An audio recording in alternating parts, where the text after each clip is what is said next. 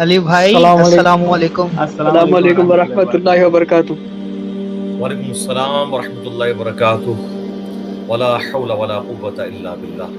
اللہم صلی علی محمد وعلی آل محمد۔ آپ لوگ گفتگو کریں، میں آپ لوگوں کی گفتگو سن رہا ہوں، محظوظ ہو رہا ہوں، کریں بات۔ علی بھائی میں آپ سے کچھ پوچھ سکتا ہوں؟ ہاں جی بتائیں۔ اچھا علی بھائی، بات دراصل میں یہ ہے کہ یہ جو ایک حدیث ہے جو کہ میں نے شیئر کی بھی ہے آپ کے ساتھ، اس کے اندر یہ مسئلہ آ رہا ہے کہ بخاری میں بھی ہے، مسلم میں بھی ہے، کہ میرے بعد اگر کوئی ہوتا محدث تو عمر ہوتا۔ آپ کا یہ کہنا ہے، اور حدیثوں کے اندر جو ہے وہ لکھا ہوا ہے اگر کوئی ہے تو عمر ہے۔ اب لیکن آپ کا ساتھ میں یہ بھی کہنا ہے کہ یہ ترجمہ کچھ اور لیتے ہیں مخالفین۔ اب میٹر یہ آ رہا ہے کہ اب بات یہ آ رہی ہے کہ مخالفین جو ترجمہ لے رہے ہیں وہ ترجمہ زیادہ مضبوط ہے، یا آپ جو ترجمہ بتا رہے ہیں وہ ترجمہ زیادہ مضبوط ہے؟ ہم یہ بات کیسے سمجھیں کہ کس کا ترجمہ مضبوط ہے؟ میرے بھائی اس پہ تو میں 10 سال پہلے ویڈیو ریکارڈ کروا چکا ہوں، یہ کوئی نئی بات تو انہوں نے دریافت کی ہے۔ مسئلہ نمبر 6A علم الغیب پہ تھا، 6B جو ہے وہ خوابوں پہ، کشف پہ، الہام پہ تھا۔ اس میں میں نے خود بتایا کہ 2 ترجمے اس کے بن سکتے ہیں، کہ اس امت میں اگر کوئی محدث ہوتا تو عمر ہوتا، یا اس امت میں اگر کوئی محدث ہے تو عمر ہے۔ یہ دونوں ترجمے بیک وقت درست ہیں۔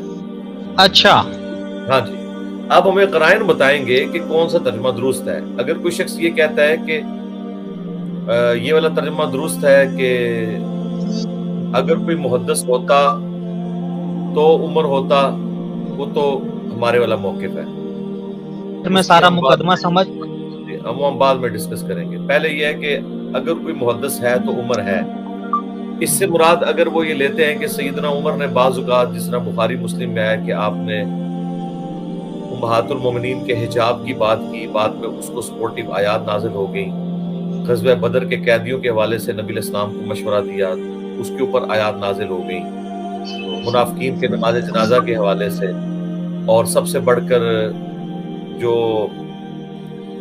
مقام ابراہیم کو مسلح بنانے کے حوالے سے مشورہ دیا۔ یہ وہ تمام واقعات ہیں جن کے بارے میں بخاری مسلم میں آیا کہ حضرت عمر کہتے ہیں کہ میں نے اپنے رب کی موافقت کی، یعنی میرا مشورہ مان لیا گیا۔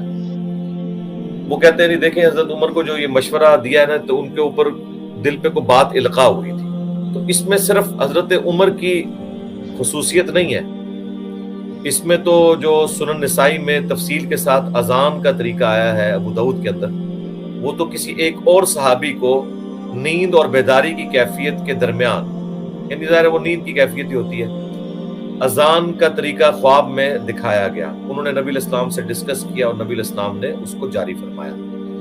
اس طرح کی بات تو اس صحابی کے دل میں بھی ڈال دی گئی، تو اس میں حضرت عمر کی کیا خصوصیت ہوئی؟ تو اس بات کو مانا جائے گا کہ اگر میرے بعد کوئی محدث ہوتا جس کے دل میں بات ڈالی جاتی، یعنی اللہ تعالیٰ جو کلام فرمایا کرتا تھا، حضرت موسیٰ علیہ السلام کی والدہ سے کیا، حضرت عیسیٰ علیہ السلام کی والدہ کے ساتھ کیا، اس طرح کا اگر کلام ہوتا میری امت میں تو حضرت عمر کے ساتھ ہوتا، لیکن یہ ہوا نہیں ہے۔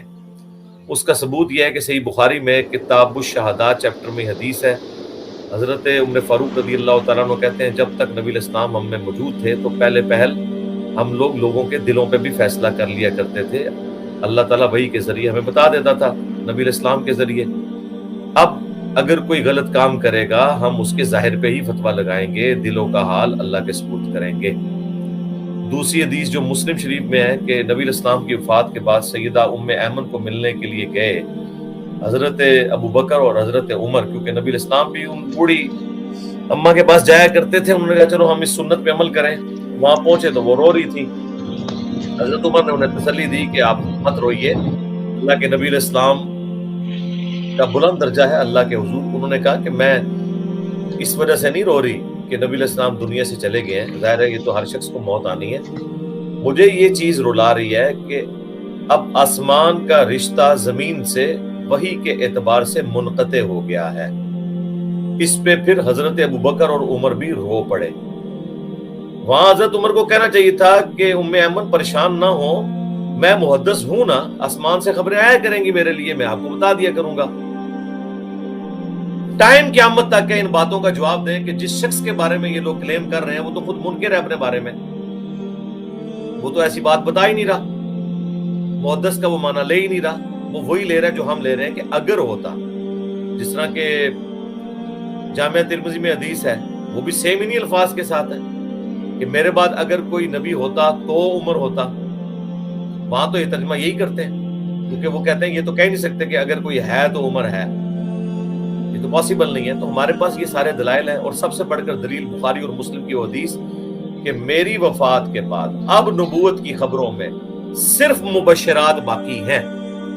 جب اللہ کے نبی فرما رہے ہیں صرف مبشرات باقی ہیں، تو پھر کوئی الہام نہیں، کوئی کشف نہیں، کوئی محدث نہیں۔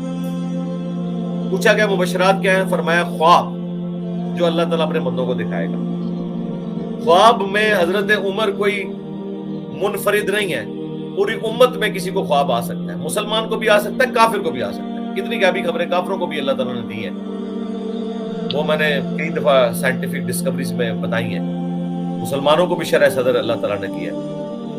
تو خواب ایک ذریعہ ہے، باقی وہ کشف اور الہام والا، غیبی خبر والا، یہ بالکل باطل نظریہ، اس کی کوئی اسلام میں حقیقت نہیں۔ ہاں جی، کلیئر ہو گیا؟ جی علی بھائی، اچھا علی بھائی یہ تو کلیئر ہو گیا۔ دوسرا مجھے یہ پوچھنا تھا کہ امام اعلیٰ حضرت نے جو فتوے دیے ہیں جن دیوبند علماء پر بھی جو پرانے دور کے ہیں، مخالفین کا کہنا ہے کہ انہوں نے باقاعدہ نام لے کر رد کیا ہے، نام لے کر کفر کا فتویٰ لگایا ہے، اور ساتھ میں یہ بھی کہا ہے کہ ان کے کفر میں جو شک کرے وہ بھی کافر۔ اچھا، لیکن آپ کا کہنا ہے کہ امام اعلیٰ حضرت نے صرف یہ بولا ہے کہ میں شخصیات پہ نہیں، میں صرف ان کے عبارات پر فتوے لگا رہا ہوں۔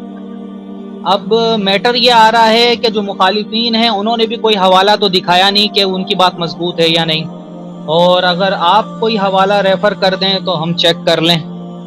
نہیں تو یہ اعلیٰ حضرت کون سا ایسا دین کا رکن اور ستون ہے کہ جو اتنے اہم ہو گئے کہ ہم اس چیز کو ڈسکس کریں بجائے کسی دینی مسئلے کو ڈسکس کرنے کے، ہم اعلیٰ حضرت کو یہاں پہ ڈسکس کریں؟ پھر بھی میں چلیں کر دیتا ہوں۔ دیکھیں، اعلیٰ حضرت نے جن لوگوں کے اوپر بائی نیم فتوے لگائے ہیں نا، وہ لوگ ہیں جن کے ساتھ انہوں نے خط و کتابت کی ہے اور ان کے سامنے اپنے دلائل رکھے ہیں، اس کے بعد بائی نیم ان کے اوپر فتوے لگے ہیں، یہ بات ان کی ٹھیک ہے۔ ہم نے بات کی تھی سب سے مردود جو پرسنالٹی ہے جس کو بریلوی حضرات پریزنٹ کرتے ہیں اہل حدیث اور دیوبند کے مشترکہ امام کے طور پر، وہ ہے شاہ اسماعیل دہلوی۔ شاہ اسماعیل دہلوی کے اوپر انہوں نے بائی نیم فتویٰ نہیں دیا، بلکہ ان کی عبارتوں کو، تقویۃ الایمان کی عبارتوں کو کفریہ ڈکلیئر کیا ہے۔ اس کے اوپر فتویٰ اس لیے دیا کہ وہ ان کے سامنے موجود نہیں تھا، اس لیے انہوں نے کہا میں عبارتوں کے اوپر فتویٰ دوں گا۔ یہ ہے وہ چیز، ٹھیک ہے؟ تو دونوں باتیں بیک وقت اپنی جگہ درست ہیں۔ جن کے ساتھ ان کی خط و کتابت ہوئی، جیسے کئی سال تک اشرف تھانوی صاحب کے ساتھ ہوئی، انہیں قائل کرنے کی کوشش کی اور پھر فتویٰ دیا، تو ٹھیک ہے، علماء کی رائے ہے۔ اب مجھے بتائیں، اگر آپ کا خط و کتابت کسی بریلوی عالم کے ساتھ شروع ہو جائے اور وہ چشتی رسول اللہ کا دفاع کرے اور آپ اس کے دلائل، اس کے خلاف دلائل رکھیں، at the end of the day آپ اس شخص پہ فتویٰ لگانے پہ مجبور ہو جائیں گے، کیونکہ آپ نے اس کے سامنے سارے حقائق واضح کر دیے۔ لہٰذا ہمیں اس میں کوئی آر نہیں ہے کہ جس شخص کے اوپر آپ حق واضح کر دیں، تو ایک عالم کا کام ہے کہ پھر بائی نیم ہی فتویٰ دے گا۔ لیکن یہ جو انہوں نے فتووں کی مشینیں کھولی ہوئی ہیں نا، کہ ہر بندے کی چھوٹی سی بات پکڑ کے اس کی توجیہ قبول کیے بغیر اس کے اوپر فتوے لگاتے ہیں، یہ فتوے اعلیٰ حضرت نے کبھی نہیں دیے ہیں۔ اعلیٰ حضرت خود اس بات کو مانتے ہیں، یہ بار شریعت میں بھی لکھی ہے کہ اگر کوئی مسلمان ایسا جملہ بولے جس میں کفر کے 99 مطلب نکلتے ہوں اور اسلام کا ایک مطلب، تو مفتی پر واجب ہے کہ وہ اسلام والے مطلب کے اوپر فتویٰ لگائے گا۔ لیکن اگر کوئی صراحتاً گستاخی کر دے تو پھر اس کی تعویل نہیں ہے، اس کے پھر کوئی یہ نہیں کہہ سکتا کہ میرا مطلب یہ تھا۔ یہ دو الگ چیزیں، گستاخی کا معاملہ بالکل الگ ہے، شرعی طور پر کوئی موقف رکھنا بالکل الگ چیز ہے۔ علی بھائی، اگر تو یہ اعلیٰ حضرت نے اشرف علی تھانوی کے ساتھ جو خط و خطابت کی ہے، اور ان کے اوپر کفر کا فتویٰ لگایا ہے، تو کیا ساتھ میں امام اعلی حضرت نے ساتھ میں کیا یہ بھی بولا ہے کہ اگر اب اشرف علی تھانوی صاحب کے کفر میں جو شک کرے تو وہ بھی کافر؟ ہاں وہ جنرل تو انہوں نے اسام الارمین کے اینڈ پہ لکھ دیا نا کہ جتنے بھی ہیں جن کو میں نے ہائی لائٹ کیا ہے ان کے کفر میں شک کرنے والا بھی کافر ہے، یہ لکھا ہے نا انہوں نے۔ ہم نے کئی دفعہ اسام الارمین کی عبارت ڈسپلے کرائی ہے نا، وہ انہوں نے اپنی کتاب کنکلوڈ ہی انہیں جملوں کے اوپر کی ہے، پیچھے سارے فتوے لکھ کے اینڈ پہ لگایا۔ جی ہاں یہ کہا ہے انہوں نے۔ تو پھر اس حساب سے پھر ہم کیا یہ بات سوچ وچار کے اوپر محکم کر لیں کہ الیاس گھمن صاحب دار اسلام سے فارغ؟ ہاں جی، اعلیٰ حضرت کے نزدیک نہیں، اعلیٰ حضرت کے نزدیک، لیکن الیاس گھمن صاحب کو تو ہم نے دیکھا ہے کہ وہ اس طریقے کی کفری عبارتوں کا دفاع کر رہے ہیں۔ جی جی، تو پھر الیاس گھمن صاحب کو پھر دار اسلام سے خارج سمجھنا پڑے گا اعلیٰ حضرت؟ ہاں جی، اعلیٰ حضرت کے جی جی، الیاس گھمن صاحب جانے اور مفتی حنیف قریشی صاحب جانے، ہمارا کیا لینا دینا اس مسئلے میں؟ ہم تو دونوں کو غلط سمجھتے ہیں، ہمارا ٹائم اس سے زیادہ قیمتی ہے کہ ہم ان دونوں شخصیات کو ڈسکس کر کے اپنا وقت یہاں پہ ضائع کریں۔ ہم یہاں دین کے لیے بیٹھے کہ پرسنالٹیز کو ڈسکس کرنے بیٹھے؟ ٹھیک ہے علی بھائی، میرا میٹر یہ کہ ہمارے لیے کوئی اہمیت نہیں حامل نہیں۔ ٹھیک ہے، ٹھیک ہو گیا۔ اچھا، یہ جو ہم صبح شام جو اذکار وغیرہ کرتے ہیں، چاہے سارے سوال آپ نے نہیں کرنے نا، باقی لوگ بھی کر لینا۔ بس آخری کرنے دیں، بڑی مشکل سے آپ سامنے آئے، پلیز۔ اچھا علی بھائی، اچھا میں یہ کہہ رہا تھا کہ صبح شام کے جو اذکار وغیرہ ہوتے ہیں اور اس میں ہم جو پھونک مارتے ہیں کچھ پڑھنے کے بعد اپنے جسم پر، تو وہ پھونک مارنا ضروری ہے کیا؟ نہیں، کوئی ضروری نہیں ہے، آپ کی مرضی ہے۔ پھونک والی جو حدیث ہے ٹھیک ہے، اور اسی رات کو سوتے وقت آخری 3 سورتیں پڑھتے پھونک مار کے۔ ٹھیک ہو گیا۔ اچھا، اور اسی کے اندر یہ امپلائیڈ ہے کہ جب جیسے کہ صبح سے جیسے آیت الکرسی پڑھتے ہیں تو ایک اللہ تعالیٰ ایک فرشتہ مقرر کر دیتا ہے صبح سے شام تک کے لیے، جو رات کو پڑھ لے تو پھر رات سے صبح تک کے لیے۔ تو اس کے اندر میں یہ بات جاننا چاہ رہا ہوں کہ اب میں نے صبح پڑھ لی ہے آیت الکرسی، تو شام تک تو اللہ تعالیٰ حفاظت فرما دے گا، تو اب مجھے رات کے لیے بھی اپنے لیے ایک فرشتہ اگر مقرر کروانا ہو حفاظت کے لیے تو میں آیت الکرسی تو پڑھوں گا، وہ تو ٹھیک ہے، لیکن میں پوچھنا یہ چاہ رہا ہوں کہ مغرب کی اذان سے پہلے پڑھوں رات کے فرشتے کو بلانے کے لیے یا مغرب کی اذان کے بعد؟ نہیں، مغرب سے رات کا ٹائم پیریڈ کس طریقے سے داخل ہوگا؟ نہیں، وہ رات کے اذکار نہیں، مغرب سے پہلے۔ ہاں جی، مغرب سے پہلے پڑھے تو شام کے اذکار ہیں، جو رات والا ذکر ہے وہ الگ سے ہے سونے سے پہلے۔ وہ تو ہم مغرب کی اذانوں سے پہلے عصر اور مغرب کے درمیان بھی جو اذکار پڑھتے ہیں وہ شام کے اذکار ہو جاتے ہیں، اور ویسے بھی آیت الکرسی تو ہر نماز کے ساتھ ہم پڑھ رہے ہوتے ہیں تو وہ اس میں کور ہو جاتی ہے۔ فجر کے بعد جس نے آیت الکرسی پڑھ لی ہے اس کو الگ سے صبح شام کے اذکار کی آیت الکرسی پڑھنے کی ضرورت نہیں ہے۔ اوکے، میٹر کلیئر ہو گیا۔ سوال ختم ہو گیا آپ کے؟ بالکل سب ختم۔ اچھا علی بھائی، ایک چیز ہے جو مجھے پریشان کر رہی ہے، شاید آپ نے اس پہ ویڈیو بنائی ہو لیکن ابھی میرے نظر میں نہیں آئی، کہ لیلۃ القدر کے حوالے سے ایک سوال ہے میرا کہ اب دیکھیں کہ یہاں پہ لیلۃ القدر کی جو طاق رات ہے، ہمارے دوسرے ملکوں میں تو وہ رات نہیں ہوگی، تو اس دوسرے ملکوں سے آپ کا کیا لینا دینا میرے بھائی؟ فرض کیا کہ اب ہم سعودی عرب میں ہیں جی، تو اس رات میں فرشتے اترتے ہیں اور صبح تک جی، وہ فرشتے اتارنے کی ذمہ داری آپ کے اوپر ہے یا اللہ کے اوپر ہے؟ تو اللہ کے اوپر ہے، لیکن بس پھر آپ کا کیا لینا دینا میرے بھائی؟ آپ تو کل کو مجھے یہ بھی بات کریں گے کہ بخاری مسلم میں حدیث ہے کہ فجر کے وقت فرشتے آتے ہیں، وہ ڈیوٹیاں چینج ہوتی ہیں، عصر کے وقت آ جاتے ہیں، ان کی ڈیوٹی چینج ہوتی ہے، فجر والے واپس چلے جاتے ہیں، اور ادھر اتنے بجے فجر ہو رہی ہے فلاں جگہ۔ بھائی اس سے آپ کا کیا لینا دینا میرے بھائی؟ آپ کے ڈومین کی چیز ہی نہیں۔ آپ اپنی بات کریں کہ آپ جہاں پہ موجود ہیں، قرآن میں آیا کہ تم میں جو رمضان کا مہینہ پائے اس میں روزے رکھے، تو آپ پاکستان میں رمضان کا مہینہ پائیں گے تو روزے رکھیں گے، آپ کو اس سے تعلق ہی نہیں کہ سعودی عرب میں رمضان آیا یا نہیں آیا، آپ کا اس سے کیا لینا دینا؟ نہ سعودیہ کو اس سے کوئی تعلق ہے کہ یورپ میں رمضان آیا یا نہیں آیا، آپ اپنے حساب سے چلیں گے۔ یہ ڈیوٹیز اللہ تعالیٰ کے ساتھ ریلیٹڈ ہے، بندوں کے ساتھ ریلیٹڈ ہی نہیں ہے، یہ کوئی میتھمیٹیکل ایکویشن تو ہے نہیں ہے۔ اچھا ایک جو ہماری ادھر ہوئی ہے نا اور اکیڈمی مجھے میں، یہ بھی بتائیں، اس طرح تو کل آپ یہ بھی بات کریں گے کہ جو بخاری مسلم میں آتا ہے کہ اگر کوئی شخص کسی کی نیکی کی طرف رہنمائی کرتا ہے اسے بھی اس کا ثواب ملتا ہے، جتنے لوگ اس پہ عمل کرتے ہیں ان کا ثواب بھی اسے ملتا ہے، اور ان کے اپنے ثواب میں بھی کمی نہیں ہوتی. تو یہ کیسے ہو گیا کہ شاہد بھائی نے 1,00,000 نیکیاں حاصل کی، وہ 1,00,000 جب انجینئر صاحب کو مل گئی تو شاہد بھائی کے پلے بھی 1,00,000 کیسے باقی رہ گئی؟ میتھمیٹیکلی تو نہیں رہ سکتی. لیکن جو روحانی چیزیں ہیں نا ان میں ان کی فوٹو کاپیاں ہو جاتی ہیں.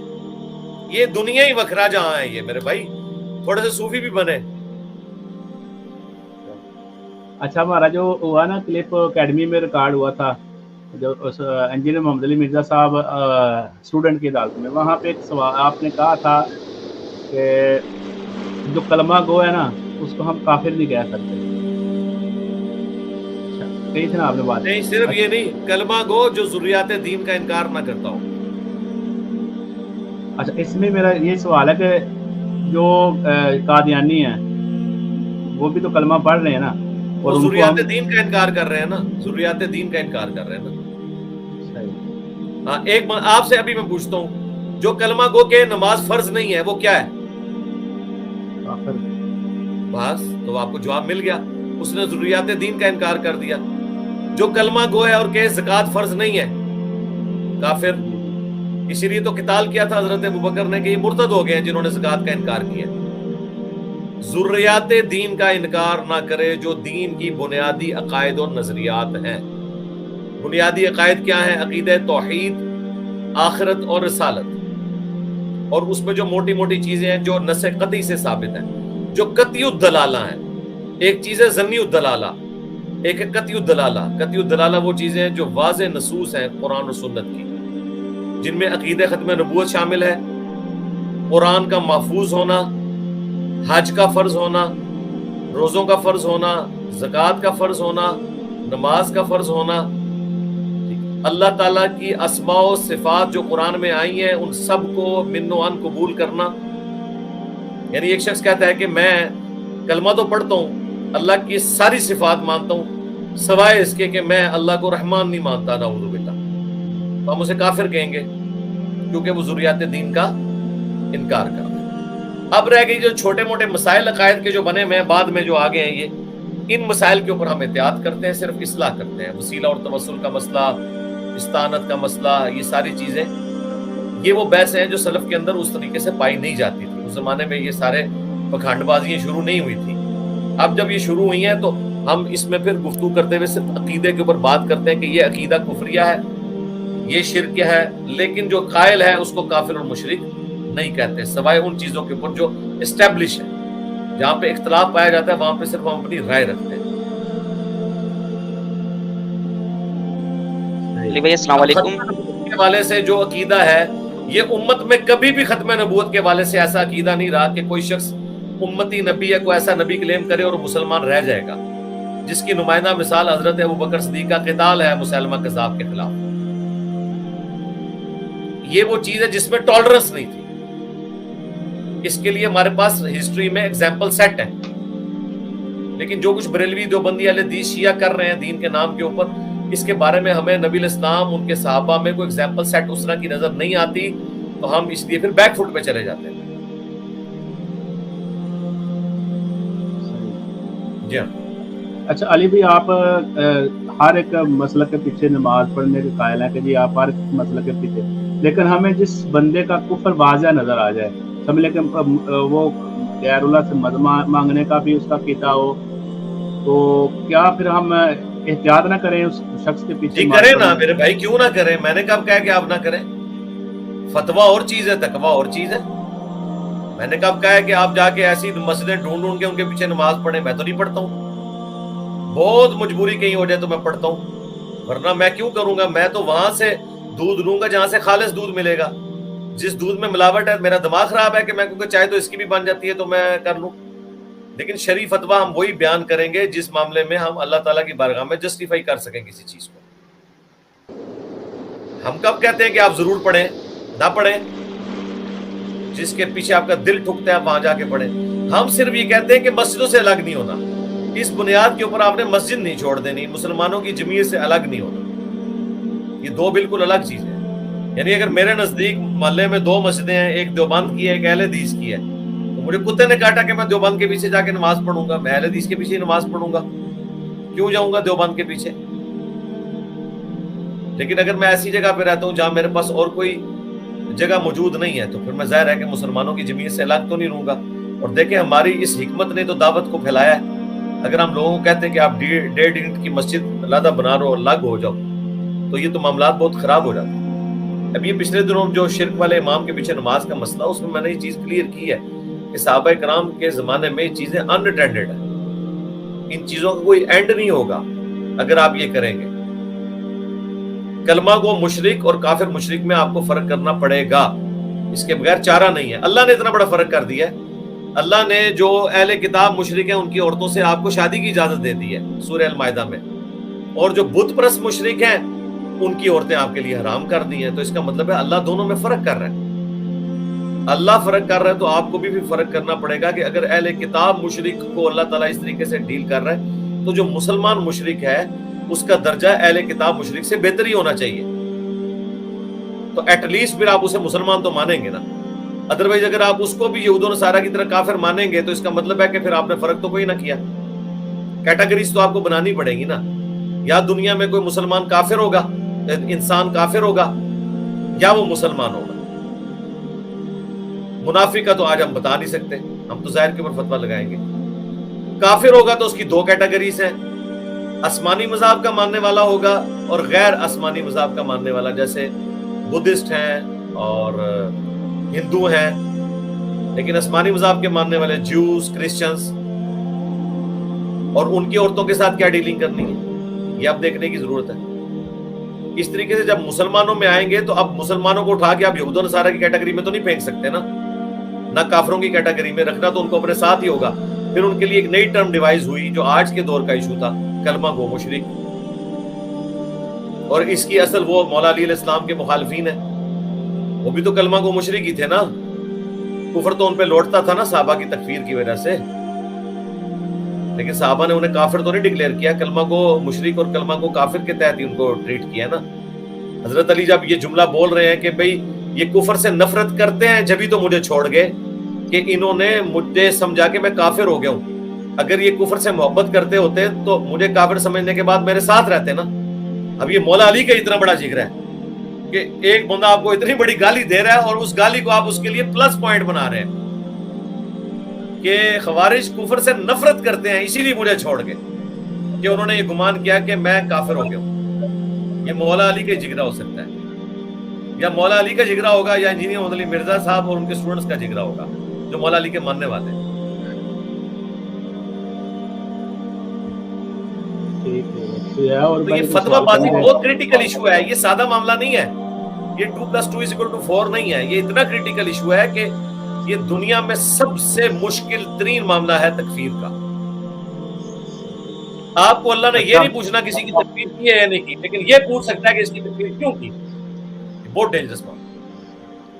افضل بھائی کسی بندے کو بھی ایڈ نہ کرنا ہے بندے۔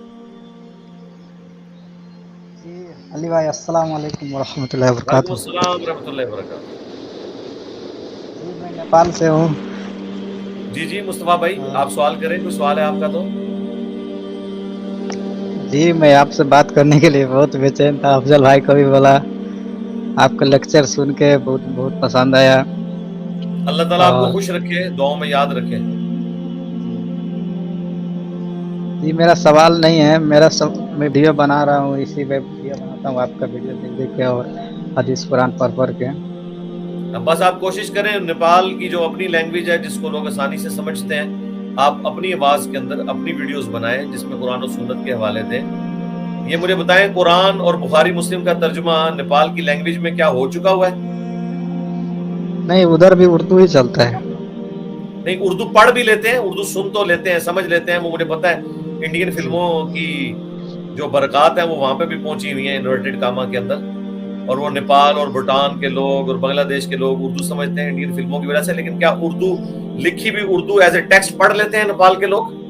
جی پڑھ لیتے ہیں، ادھر بھی اردو ہی پڑھاتا ہے قرآن۔ پھر تو بہت مسئلہ ہی پھر تو آسان ہو گیا۔ ویسے یار یہ ہم مسلمانوں کی بڑی کمزوری ہوتی ہے جو اردو بول اور سمجھ سکتے ہیں کہ وہ پڑھ نہ سکیں، جیسے انڈین لوگ ہیں، یہ تک نہیں بنتا کہ وہ پڑھ نہ سکے، کیونکہ جب قرآن ایک بندہ پڑھ لیتا ہے، قرآن کے حروف تہجی میں اردو لکھی ہوئی ہوتی ہے، تو اسے کوشش وہاں کرنے کا سے وہ سستی کرتے ہیں، جی پڑھی وہاں جا کا سکتی آدمی لوگ بہت ضدی آدمی لوگ ہے، کیا بتاؤں میں جہاں رہتا ہوں پورا صرف 28 گھر ہے اس گاؤں میں، صرف 28 گھر ہے، 28-29 گھر ہے صرف مسلمان، مگر پورا کا پورا ضدی کٹر بریلی ہے۔ کوئی مسئلہ نہیں ہے، آپ نے ان پہ ترس کھانا ہے، آپ بھی تو میں یہی کچھ تھے نا۔ ہاں جی میں بھی تھا، میں تو کسی سے اور نہیں اللہ نے ڈرتا ہوں، ہدایت میں کی تو نا یار، اللہ نے آپ کے جی بعد ہدایت کا دروازہ بند تو نہیں کر دیا نا، باقیوں کو بھی انشاءاللہ ملے گی، کوشش آپ کرتے رہیں۔ آپ دیکھیں بخاری میں حدیث ہے، قیامت والے دن بعض انبیاء آئیں گے، ان کے ساتھ 4 امتی، کسی کے ساتھ 3، کسی کے ساتھ 2، کسی کے ساتھ 1، اور بخاری کے الفاظ ہیں کسی کے ساتھ 1 بھی ایسا نہیں ہوگا جو اس پیغمبر پر ایمان لایا ہو۔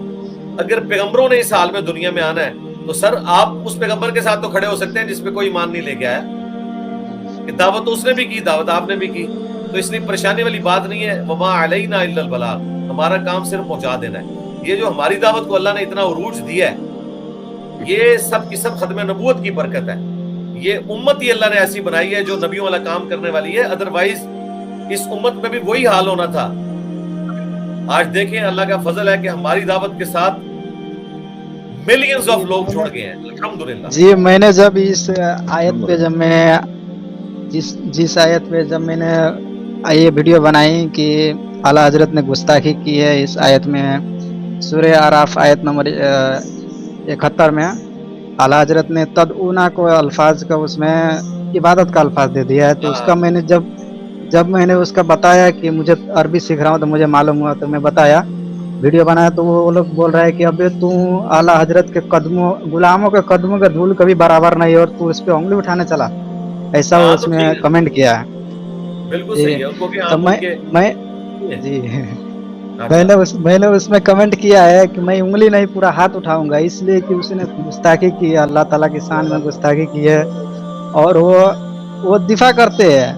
پہلے میں نے اس میں بحث کر کے اس کے بولا کہ آپ اگر اس کے رسول ہے، آپ اس کے رسول نہیں ہے، آپ بابی ہے۔ میں نے اس میں کمنٹ کیا آپ بابی ہے، اس کو رسول نہیں ہے، تو وہ بولتا ہے کہ رسول اللہ سے محبت کرنا کیا غلط ہے؟ میں نے کہا غلط محبت کرنا نہیں ہے، غلط یہ ہے کہ آپ اس گستاخوں کا آپ ساتھ دے رہے ہیں، اس کو بچانا غلط ہے۔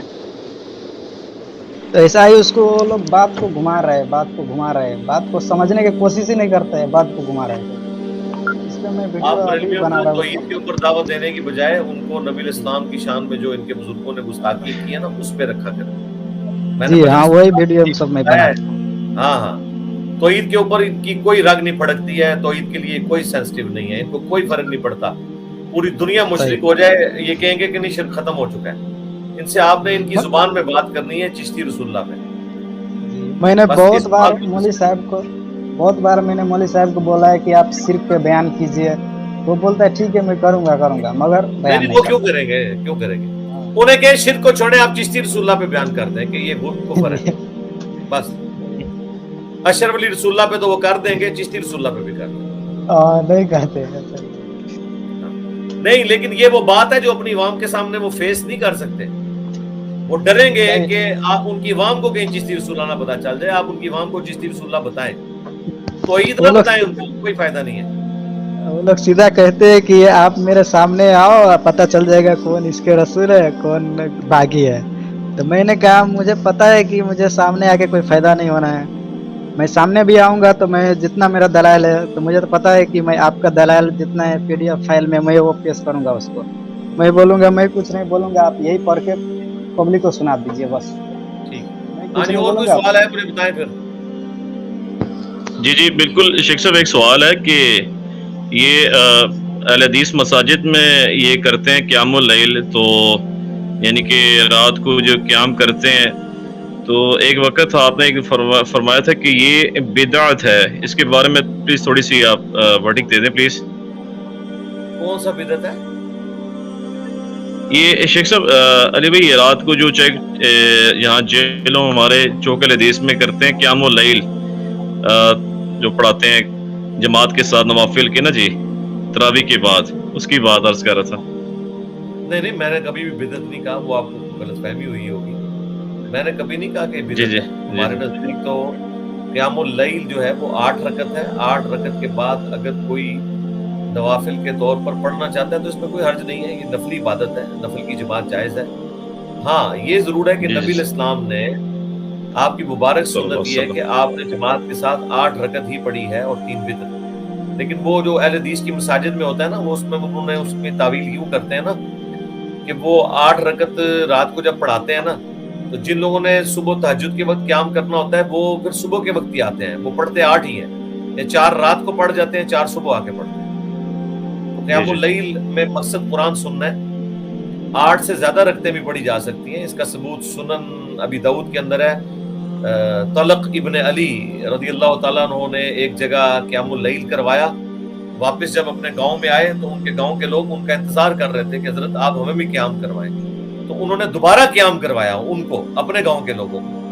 اور جب وطر پڑھنے کی باری آئی تو وہ پھر مصلی سے الگ ہو گئے اور کہا اپنا امام کھڑا کرو, کیونکہ میں نے نبی الاسلام سے سنا ہے کہ ایک رات میں وطر 2 دفعہ نہیں پڑھے جا سکتے, کیونکہ وہ پھر پوری نماز کو جفت کر دیں گے. تو اس میں اگر 8 رکعت وہ پڑھا کے آئے تھے سپوز دوسرے گاؤں میں, اور 8 اپنے گاؤں میں پڑھایا تو 16 تو ہو گئی. عمومی عمل نبی الاسلام کا جو ہے وہ 8 رکعت ہے. آپ علیہ السلام سے بخاری مسلم میں 8 جمع 3 11 رکعت بھی ثابت ہے اور 13 رکعت بھی ثابت ہے, لیکن عمومی عمل 8 ہے. جی بالکل صحیح. اور جی انجینئر عباس بھائی آپ سوال کر لیں پلیز. علی بھائی السلام علیکم. علی بھائی سوال یہ ہے کہ اہل سنت اور اہل تشیع کے یہاں فطرانے کی جو رقم ہے اس میں مختلف رائے ہے, ٹھیک ہے, تو آپ پلیز واضح کریں کہ قرآن و سنت کے حساب سے فطرانے کی رقم کتنی ہونی چاہیے, اہل سنت والی یا اہل تشیع؟ نہیں وہی ہے 2.5 کلو ہے میرے بھائی. علی بھائی رقم تو یہ مختلف الگ الگ ہے نا ان کی, اہل سنت اور رقم تو آپ نے خود نکالنی ہے نا جی. ہم نے 2.5 کلو گندم بتا دیا, وہ گندم کا ریٹ تو مارکیٹ سے آپ کو پتا چلے گا, وہ میں نے تو نہیں بتانا. اچھا ویسے اہل تشیع کے یہاں کچھ وہ گندم بھی کی مقدار بھی زیادہ ہے. کتنی ہے؟ کوئی آدھا کلو زیادہ ہے ان سے. نہیں اس طرح نہیں ہے. امین الحسینی صاحب جو ہے نا شیعہ عالم محقق جنہوں نے شیعت کا مقدمہ لکھا ہے, انہوں نے صدقہ فطر کے حوالے سے بھی ڈسکشن کی ہے کتاب کے اندر. انہوں نے بھی وہی لکھی ہے 2.5 کلو, اور انہوں نے اس کے اوپر میر شام کے اوپر جو رد کیا ہے اہل سنت کی کتابوں سے کیا ہے کہ انہوں نے مقدار بدلی تھی, اس پہ تو انہوں نے 2.5 کلو لکھا ہے. میں نے اس کے اوپر ایک ویڈیو ریکارڈ کروا دیا ہے صدقہ فطر کے اوپر سنی شیعہ کا اختلاف, تو مجھے نے اس میں بتایا کہ 2.5 کلو گندم کے اوپر کوئی اختلاف نہیں ہے, 2.5 کلو گندم ہی بنتی ہے. حنفی جو ہے نا وہ فرق کر دیتے ہیں اس حوالے سے. جو اہل حدیث کا موقف ہے اور جو صحیح الاسناد احادیث سے بخاری مسلم سے ابو داؤد ترمذی سے ثابت ہے وہ 2.5 کلو ہی ہے.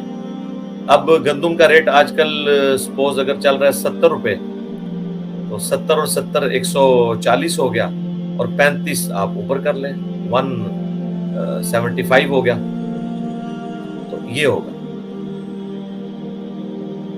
اچھا علی بھائی ایک اور بھی سوال ہے, ایک غیر مسلم بھائی کی طرف سے تھا کہ کیا کافر وہ ہوتا ہے جو خدا کا انکاری ہو یا غیر اسلامی ہو؟ کیا چیز؟ کہ کافر صرف اسے ہم کہہ سکتے ہیں جو خدا کا انکار کرے یا غیر اسلامی ہو, مطلب کہ ایک مسلمان ہو. دونوں ہی کافر ہیں, دونوں ہی کافر ہیں. مطلب اسلام مسلمان کو پر پریکٹسنگ مسلمان نہ ہو. نہیں وہ پریکٹسنگ مسلمان تو ایک الگ چیز ہے نا. جو بندہ اسلام کے علاوہ کوئی اور ریلیجن اڈاپٹ کیے ہوئے ہے وہ کافر ہے. ان الدین عند اللہ الاسلام, یہ واضح ہے قرآن میں. اسی طریقے سے ہے وَمَن يَبْتَغِ غَيْرَ الْإِسْلَامِ دِينًا فَلَن يُقْبَلَ مِنْهُ, جو بھی اسلام کے علاوہ کوئی دین لے کر اللہ کے حضور حاضر ہوا, اللہ اس سے اس کا دین قبول نہیں کرے گا. اب اسلام کے علاوہ جتنے بھی ادیان ہیں وہ کفر ہیں, اور کفر عربی میں کہتے ہیں انکار کرتے ہیں. اب اس میں ایتھیسٹ بھی آ جائیں گے. اس میں ایتھیسٹ کو کیا قرآن نہیں ایڈریس کرتا, جو خدا کے وجود کے قائل نہیں انہیں بھی قرآن کافر کہتا ہے. یہود و نصارہ کو بھی قرآن کافر کہتا ہے. سورہ بینہ کے اندر یہود و نصارہ کو اللہ تعالیٰ نے کافر قرار دیا ہوا ہے. اور اس طریقے سے بت پرست جو ہیں وہ بھی کافر ہیں. دنیا میں مسلمانوں کے علاوہ جتنے بھی ادیان کے ماننے والے یا مذاہب کے ماننے والے لوگ ہیں وہ کافر ہیں. ہاں پھر کافروں کی کیٹیگری ہے, کون سے آسمانی مذاہب کے ماننے والے ہیں ان کو ہم اہل کتاب کافر کہتے ہیں. وہ آسمانی مذاہب کے ماننے والے نہیں ہیں، یعنی جوز اور کرسچن سے ہٹ کے، جس طرح کے ہندو ہیں ہم بت پرست کافر کے طور پر ٹریٹ کرتے ہیں، اور جو سرے سے خدا کا انکار کرتے ہیں وہ بھی کافر ہیں، ان کو ہم کہتے ہیں دہریہ یا ایتھیسٹ کافر. کافر تو وہ بھی ہیں.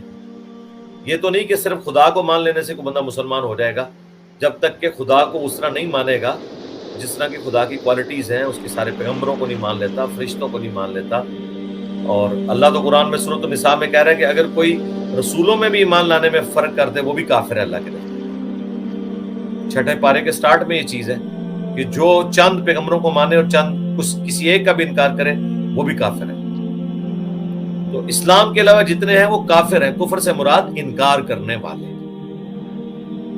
ٹھیک ہو؟ علی بھائی ایک اور لاسٹ کوشچن ہے کہ اگر کوئی مرتد ہو جاتا ہے اللہ نہ کرے اور وہ مطلب کسی بھی مذہب کا کوئی گستاخی بھی نہیں کر رہا ہے تو پھر بھی اس کو سزا دینا یا اس کو ملک بدر کرنا یا اس کو قتل کرنا ضروری ہے؟ میرے بھائی یہ سوال آپ سے ریلیٹڈ ہی نہیں ہے، یہ حکمران وقت سے ریلیٹڈ ہے. یہ سوال مجھ سے کوئی ملک کا حکمران کرے گا. نہ آپ کی زندگی میں کبھی ایسا لمحہ آنا ہے، نہ آپ کا اس سے کوئی تعلق ہے. اکثر علی بھائی کمنٹس میں آیا تھا اس وجہ سے. نہیں، کمنٹس میں تو سوال آ گیا لیکن آپ کا تو اس سے تعلق کوئی نہیں ہے نا.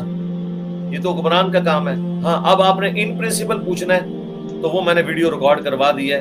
مرتد کی توبہ کا بیان. کیا مرتد کی توبہ قبول ہے؟ جی مرتد کی توبہ قبول کی جا سکتی ہے وہ اگر رجوع کر لے. پھر اس کے بعد مرتد اگر فساد فی الارض نہیں کر رہا تو پھر معاملہ بالکل ڈیفرنٹ ہے. اکثر مسلمان مرتد ہی ہوئے پڑے ہوئے ہیں، نام کی مسلمان ہیں، تو ہم کیا ان کو قتل کر رہے ہیں؟ ہمیں تو پتہ بھی نہیں ان کے بارے میں. جو فساد فی الارض کرنے والا اگر مسلمانوں کی حکومت چھوڑ کے کسی دوسرے ملک میں چلا جائے تو نبی الاسلام نے کوئی ٹیم اس کے لیے روانہ نہیں کی کہ اسے قتل کیا جائے. ہاں جو مرتد فساد فی الارض کرے، مسلمانوں میں بیٹھ کے فتنہ پھیلائے اور وہ ملک بھی مسلمانوں کا ہو، اسے قتل کیا جائے. اس حوالے سے غیر مسلم ملکوں کے احکام ڈیفرنٹ ہوں گے، مسلمانوں کے ملکوں کے احکام ڈیفرنٹ ہوں گے. یہ ایک کمپلیکس ایشو ہے. یہ وہ سوالات ہیں جن کا دین سے کوئی لینا دینا نہیں ہے. اس حوالے سے صرف علمی شہوت پورا کرنے کے لیے، اسلام کے اوپر اعتراضات کے لیے ان سوالات کو اٹھاتے ہیں. جب یہ پریکٹیکلی اپلیکیبل نہیں ہو رہے آج کے دور کے اندر تو خام خواہ ان چیزوں کے اوپر بات کرنا، لوڈیوں کے سسٹم کے اوپر بات کرنا علمی شہوت ہے نا. اصل چیز یہ ہے کہ جو بنیادی باتیں ہیں ان کو ہم ڈسکس کریں. ایک مسلمان کا یہ کیا سوال ہوگا اس حوالے سے؟ یہ ایک ایتھیسٹ ہی سوال کرے گا نا، ایک کافی کرے گا نا. ایک مسلمان کو تو کوئی انٹرسٹ نہیں. مسلمان یہ صرف پوچھ سکتا ہے کہ میرے سامنے اگر کوئی مرتد ہوا ہے تو میں نے اسے قتل کرنا ہے. یہ سوال مجھ سے کرے، میں کہوں گا نہیں بھائی تم نے نہیں کرنا بس. یا اس کے بعد کسی مسلمان ملک کا حکمران سوال کر سکتا ہے، باقی تو کسی کا رائٹ ہی نہیں سوال کرنے کا. اگر ایتھیسٹ کر رہا ہے تو وہ تو ظاہر شرارت کے لیے کر رہا ہے. اسے ہم کہیں گے کہ بھائی تیرا اس سوال سے کوئی لینا دینا نہیں ہے، تیرے ساتھ ہمارا اختلاف ایگزسٹنس آف گاڈ کے اوپر ہے، تو اس کے اوپر بات کر. جو خدا کوئی نہیں مانتا اس سے میں نے قتل مرتد کی سزا کیوں ڈسکس کرنی ہے؟ اس کو کیوں میں نے جسٹیفائی کرنا ہے؟ یہی تو میں بار بار چیخ رہا ہوں آپ لوگوں کو کہ قادیانیوں سے ختم نبوت پہ بات ہوگی. جب بھی کوئی اس قسم کے سوال کرتا ہے اس سے پوچھے بھائی تو نے نکالنا کیا ہے اس میں سے؟ تیرا کیا لینا دینا اس سوال کے ساتھ؟ یہ تو اسی طریقے سے کل کو آپ کوئی لڑکا سوال کرے کہ اگر میں پریگننٹ ہو جاؤں اور اس دوران میں روزے چھوڑ دوں تو میں آپ کہوں گا بھائی تیرا کیا لینا دینا اس سوال کے ساتھ؟ نہ تو نے پریگننٹ ہونا ہے اور نہ تیرے روزوں کے ساتھ تعلق ہے. بات وہ کر جو تیرے سے ریلیٹڈ ہے. تو یہ سوال ہو گئی ایتھیسٹ سے ریلیٹڈ. تو ایتھیسٹ کو تو اس کا جواب اس لیے نہیں دیا جائے گا کہ وہ خدا کو نہیں مانتے. تو پہلی بات ہوگی ایگزسٹنس آف گاڈ. جب ایگزسٹنس آف گاڈ ہوگی پھر ول آف گاڈ ہوگی، اور جب ول آف گاڈ ہوگی تو اللہ تعالیٰ چاہے تو چاہے مرتد کو مارے چاہے مسلمان کو مارے، وہ اس کی مرضی. لا يسأل عما يفعل وهم يسألون. اللہ کو کوئی نہیں پوچھ سکتا، جو اللہ کرتا ہے اللہ ہر ایک کو پوچھ سکتا ہے. آپ کو بنیادی مقدمہ کلیئر ہوا؟ جی علی بھائی ہو گیا ماشاءاللہ. ہاں یہ بات ہے. ورنہ کل کو ایک ایتھیسٹ کہتا ہے کہ جی یہ دیکھیں جی یہ انصاف ہوا کہ جی ایک دفعہ پریگنینسی کی تکلیف سے مرد کو گزرنا چاہیے ایک دفعہ عورت سے، تو بھائی گزار لو، تم کر لو جو کچھ کر سکتے ہو. کوئی کچھ نہیں کر سکتا. ول آف گاڈ ہے نا. اس کے اوپر اعتراض کرو گے؟ ول آف گاڈ پہ اعتراض نہیں ہو سکتا. اس کی وجہ یہ ہے کہ کریٹر نے اپنی ول تو ایگزیکیوٹ کرنی ہے، اور اس کا جواب لاجیکلی یہ ہے کہ تم کوئی ایسا ماڈل بنا کے لے آؤ جو انسانیت کے لیے آئیڈیل ہو، میں اس میں فلاز نکال دوں گا. پھر تم اینڈ میں مجھے کیا جواب دو گے کہ یہ ماڈل میں نے بنایا ہے، میں اس کو اس اعتبار سے صحیح سمجھتا ہوں، آپ نہیں سمجھتے تو آپ کی اپنی مرضی. ول آف گاڈ کے بغیر تو آپ مقدمہ لے کے ہی نہیں چل سکتے. یہ تو بالکل ایک غلط چیز ہے، میتھمیٹیکلی رانگ سٹیٹمنٹ ہو جائے گی اگر آپ ول کے بغیر چلیں گے. اس لیے بنیادی اختلاف کو سمجھا کریں. دیوبند سے ہمارا بنیادی اختلاف ان کے عقیدوں پہ ہے جو المحنت میں لکھے ہوئے. اب دیوبند آ کے ہم سے یہ جھگڑا کریں کہ آمین اونچی کیا نہیں ہے آستہ. بھائی تم نے اس میں سے نکالنا کیا ہے؟ تم آمین اونچی بھی کہہ لو تب بھی میرا تمہارا تو بون آف کنٹینشن تو وہ عقیدے ہیں جو تمہارے باب المحنت میں لکھ کے امت کو ایک فرسودہ نظریات دے کے چلے گئے ہیں. جب تک تم ان پہ بات کر کے اپنی توبہ ریکارڈ نہیں کرواتے ہو، تم نے نکالنا کیا ہے رفع الیدین کر کے؟ دیوبندی سارے دنیا کے رفع الیدین شروع کر دیں، ہمیں رتی برابر ان سے خوشی نہیں ہوگی جب تک وہ المحنت کے عقیدوں سے اعلان برات نہیں کرتے. اور اگر وہ المحنت کے عقیدوں سے اعلان برات کر دیں، رفع الیدین نہ بھی کریں، ہم ان کو ٹالریٹ کرنے کے لیے تیار ہو جائیں گے کہ چلو کم از کم انہوں نے جہنم میں جانے کے اسباب تو ختم کر لیے. تو یہ پھر ایک فروئی چیزیں ہو جائیں گی، یہ اس لیول کی انٹینسٹی نہیں ہوگی. اسی لیے شیعہ کے ساتھ میں کہتا ہوں کہ ہمارا شیعہ کے ساتھ اختلاف یا صحابہ کرام کی توہین یہ تو بہت چھوٹے مسئلے ہیں. اصل مسئلہ یہ ہے کہ انہوں نے عقیدہ امامت گڑھا ہے اور امت کو اس کا پابند کیا ہے. یہ اتنی بڑی دھرار ڈالی ہے انہوں نے، اتنا بڑا عقیدہ داخل کیا ہے جس طرح صوفیاء نے کشف الالہام کے نام کے اوپر امت میں داخل کیا ہے اور لوگوں کو پابند کر رہے ہیں، اور اماموں کی تقلید کے اوپر امت کو پابند کر رہے ہیں، 4 اماموں کے اوپر جو نہ پیغمبر تھے، نہ تابعی تھے، نہ صحابی تھے، اور ایک امت کو ایک نیا عقیدہ کھڑا کر دیا ہے. اس طرح منصوص من اللہ اماموں کو ماننا بہت ڈینجرس چیز ہے. تو یہ اصل ہمارا اختلاف ہے. جب تک یہ سیٹل نہیں ہوتا، ہم شیعہ کے ساتھ کسی اور مسئلے پہ بات کرنے کا ہمیں کوئی انٹرسٹ ہی نہیں ہے. چاہے وہ گھوڑے کو چھوڑ کے کسی اور چیز کے نیچے سے گزرے، ہمارا کیا لینا دینا اس چیز کے ساتھ. ہمارا بنیادی اختلاف یہ ہے کہ آپ نے ایک عقیدہ کھڑا کہ امام منصوص من اللہ ہوتے ہیں، اور جو اماموں کو نہیں مانتا وہ دین کی بیسکس کو نہیں مان رہا. یہ اتنا بڑا عقیدہ آپ نے امت میں داخل کیا، اس کی جڑ قرآن میں دکھائیں کہاں ہے؟ قرآن تو بالکل خالی ہے. اور بعض اوقات یہ چیزیں ختم نبوت کے اوپر ڈاکہ مارنے والی ثابت ہو جاتی ہیں.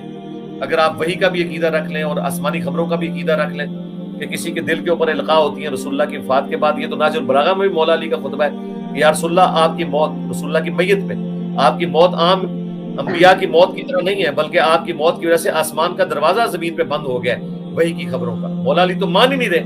اگر مولا علی نہیں غیبی خبروں کو مان رہے رسول اللہ کی وفات کے بعد، تو بعد کے اماموں کے بارے میں کس طرح کی چیزیں کو کلیم کر سکتا ہے؟ یا کوئی صوفی کیسے کلیم کر سکتا ہے؟ یا 4 امام جو سنیوں نے کھڑے کیے ان کے اوپر آپ یہ کلیم کر سکتے ہیں؟ تو اللہ کے بندو، آپ بنیادی مقدمے کو سمجھیں. یہ خام خواہ کی ادھر ادھر کی بحثیں نہیں کرنی ہے. روایتیں تو لوگ نکال کے لے آئیں گے. جو آج آپ کو گمراہی کے پیشوا لوگ نظر آ رہے ہیں، تو آپ کیا سمجھتے ہیں ان کے اباء و اجداد نہیں رہے ہیں 8 سے 1000 سال پہلے؟ کیا بابے نہیں رہے ہیں؟ یار 261 ہجری میں 261 میں اگر امام مسلم فوت ہوئے ہیں تو بازید بھی تو 261 میں فوت ہوا ہے. اگر آپ امام مسلم سے کوئی چیز دکھائیں گے وہ بازید سے دکھائیں گے، تو ہم یہ کہیں گے کہ بھائی ان چیزوں کو قرآن و سنت پہ پیش کیا جائے گا. ہمیں کسی کو کوئی دوست نہ لگائے. اور تو روایتیں آپ کو لا کے دکھا دیں گے جی خالد بن ولید نے زہر پی لیا، ہم کہیں گے یہ تو دین کی اساس کے خلاف ہے. کوئی زہر کھا پی نہیں سکتا، اس کی تو اسلام میں اجازت نہیں ہے. کس طرح خالد بن ولید کر سکتے ہیں؟ یہ روایتیں مردود ہیں ساری اصول محدثین کے اوپر. یا پھر حضرت خالد بن ولید کے اوپر شریف فتویٰ لگے گا کہ انہوں نے زہر کیوں کھایا؟ اگر مر جاتے تو پھر. یا کوئی حدیث دکھائیں کہ نبی اسلام فرمایا کہ بسم اللہ پڑھ کے زہر کھا لیا کرو. تو جب اس طرح کی کوئی چیز نہ دکھا سکے تو کیا رسول اللہ نے جو کھانا کھایا تھا غزوہ خیبر کے موقع پر، اور آپ کے ساتھی جو شہید ہو گئے تھے، بخاری مسلم میں آیا، انہوں نے بغیر بسم اللہ کے کھانا کھایا تھا؟ ان کے اوپر کیوں نہیں ایگزیکیوٹ ہوئی یہ چیز جو رسول اللہ کی موجودگی میں تو اتنے معجزات ظاہر ہوتے تھے؟ اس طرح کی نہیں، ہم اصول پہ بات کریں گے کہ اصول بتاؤ. اصول یہ بتاؤ کہ کیا بسم اللہ پڑھ کے زہر کھانا قرآن و سنت سے ثابت ہے یا نہیں. اس کی مخالفت میں ہم حدیثیں دکھا دیتے ہیں. تم اس کے حق میں نبی علیہ السلام کا فرمان بتاؤ، خلفائے راشدین کا عمل بتاؤ، یا پھر ہم ان روایتوں کو پھر اصول محدثین پہ پرکھ کے تو ان کو پرے پھینک دیں گے جس سے صحابہ کرام کی حرمت کے اوپر اثر آ رہا ہے. تو یا پھر ان صحابہ کے اوپر شریف فتویٰ لگے گا. پھر بتاؤ دونوں میں سے کون سی چیز چوز کرنی ہے. پھر کہیں گے فتویٰ نہ لگائیں، آپ یہی کہہ لیں کہ روایتیں کمزور ہیں.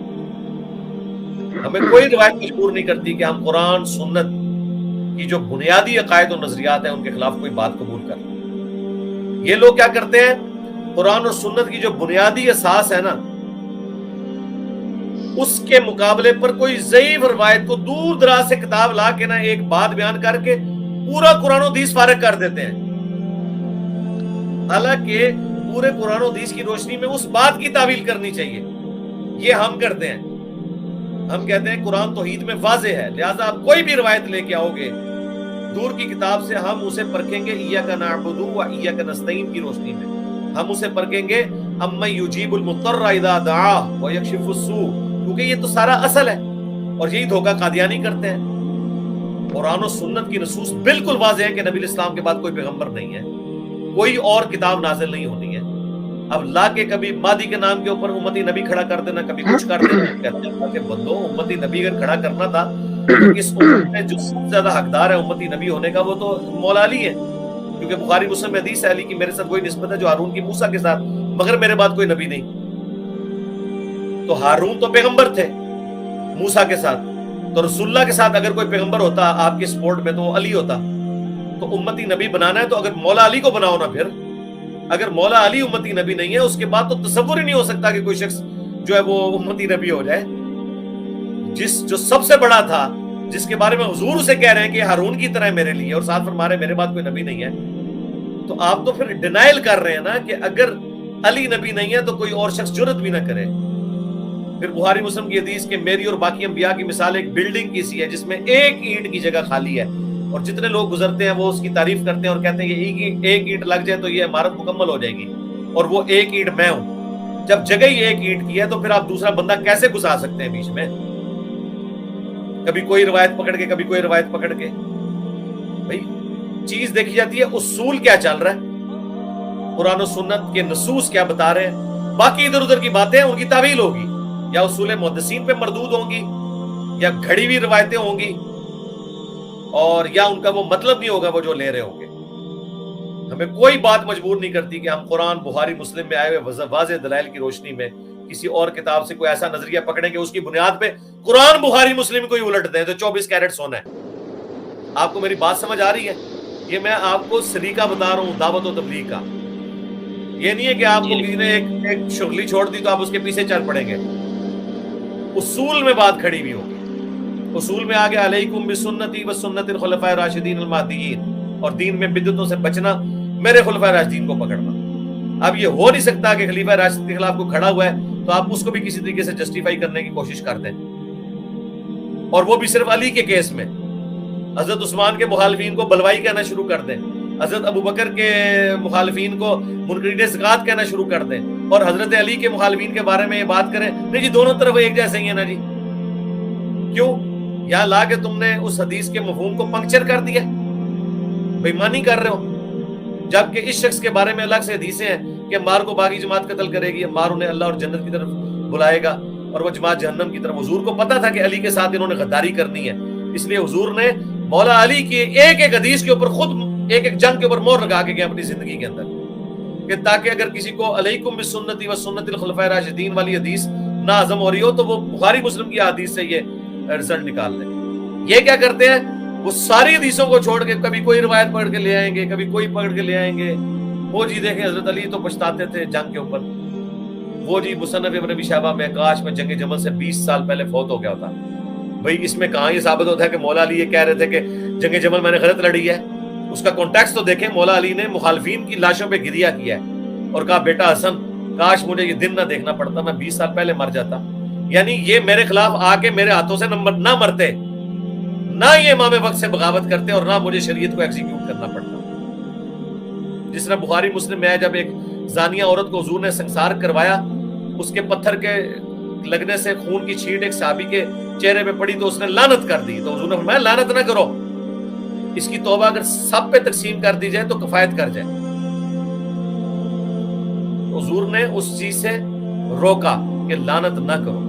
اس کا یہ مطلب نہیں تھا کہ حضور وہ جو عمل کروا رہے تھے حضور پچھتا رہے تھے کہ میں نے اسے سنسار کیوں کروایا. نہیں، اللہ کا حکم تو ایگزیکیوٹ ہوگا، لیکن دکھ تو ہوتا ہے نا کہ حضور کی امتی تو تھی، حضور کی تو کبھی خواہش نہیں کہ کوئی امتی اس طریقے سے دنیا سے جائے. مولا علی کی بھی خواہش نہیں تھی. اور اس سے بڑھ کر قرآن میں حضرت مریم کو تو جبرائیل نے آگے بچے کی بشارت دی، اور سورہ مریم میں آتے ہیں حضرت جبرائیل کہتے ہیں، حضرت مریم کہتی ہے کاش میں مر کے مٹی ہو جاتی اس سے پہلے کہ میں بچہ اٹھا کے جاؤں. آپ کو حضرت مریم سے پوچھیں کہ تجھے تو جبرائیل آگے کہہ رہا ہے کہ میں اللہ تعالیٰ نے تیرے بچے کو نشانی بنانا ہے، تو اب اللہ کی تو وعدے وعید کے اوپر بھی یقین نہیں کر رہی ہے، تو اللہ کے ساتھ بغاوت کر رہی ہے یہ جملے بول کے؟ نہیں، بس انسانی حیثیت سے بول دیے، انہیں دکھ تھا کہ کاش اس آزمائش سے مجھے نہ گزرنا پڑتا، کہ مجھے اب پبلک کو فیس تو کرنا پڑے گا، اگرچہ میں حق میں ہوں، لیکن بہرحال پبلک کو فیس کرنے سے ایک انسان تو ڈرتا ہے۔ حضرت زکریا علیہ السلام کو آ کے فرشتہ بشارت دے رہا ہے کہ آپ کے بچہ ہوگا، پہلے وہ دعا مانگ رہے ہیں اللہ سے کہ مجھے بچہ دے، تو سب کچھ کر سکتا ہے، جب بشارت آئی پھر کہتے ہیں میں تو بوڑھا ہو گیا ہوں، مجھے اولاد کیسے ہوگی؟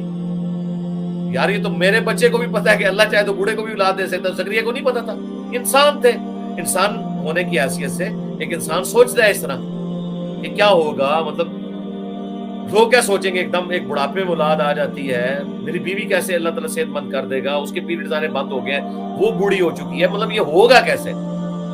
پتا تو ان کو بھی تھا کہ ہو جائے گا، ہر انسان تو انسان ہے، اس لیے چیز کو اپنی ڈاکٹر میں دیکھنا ہوتا ہے، پک اینڈ چوز نہیں کرنا ہوتا، ورنہ تو قیامت تک آپ لوگوں کی ویڈیوز کے جواب دیتے رہیں گے۔ ہم نے کسی کا جواب نہیں دینا، ہم نے اصولی بات کرنی ہے، قبول کرنا ہے کریں، نہیں تو جائے دفعہ ہو جائے۔ جی علی بھائی، یہ عید کی نماز اگر کوئی شخص جان کر چھوڑتا ہے تو کیا وہ بھی گناہ گار ہوگا؟ نفلی نماز ہے میرے بھائی،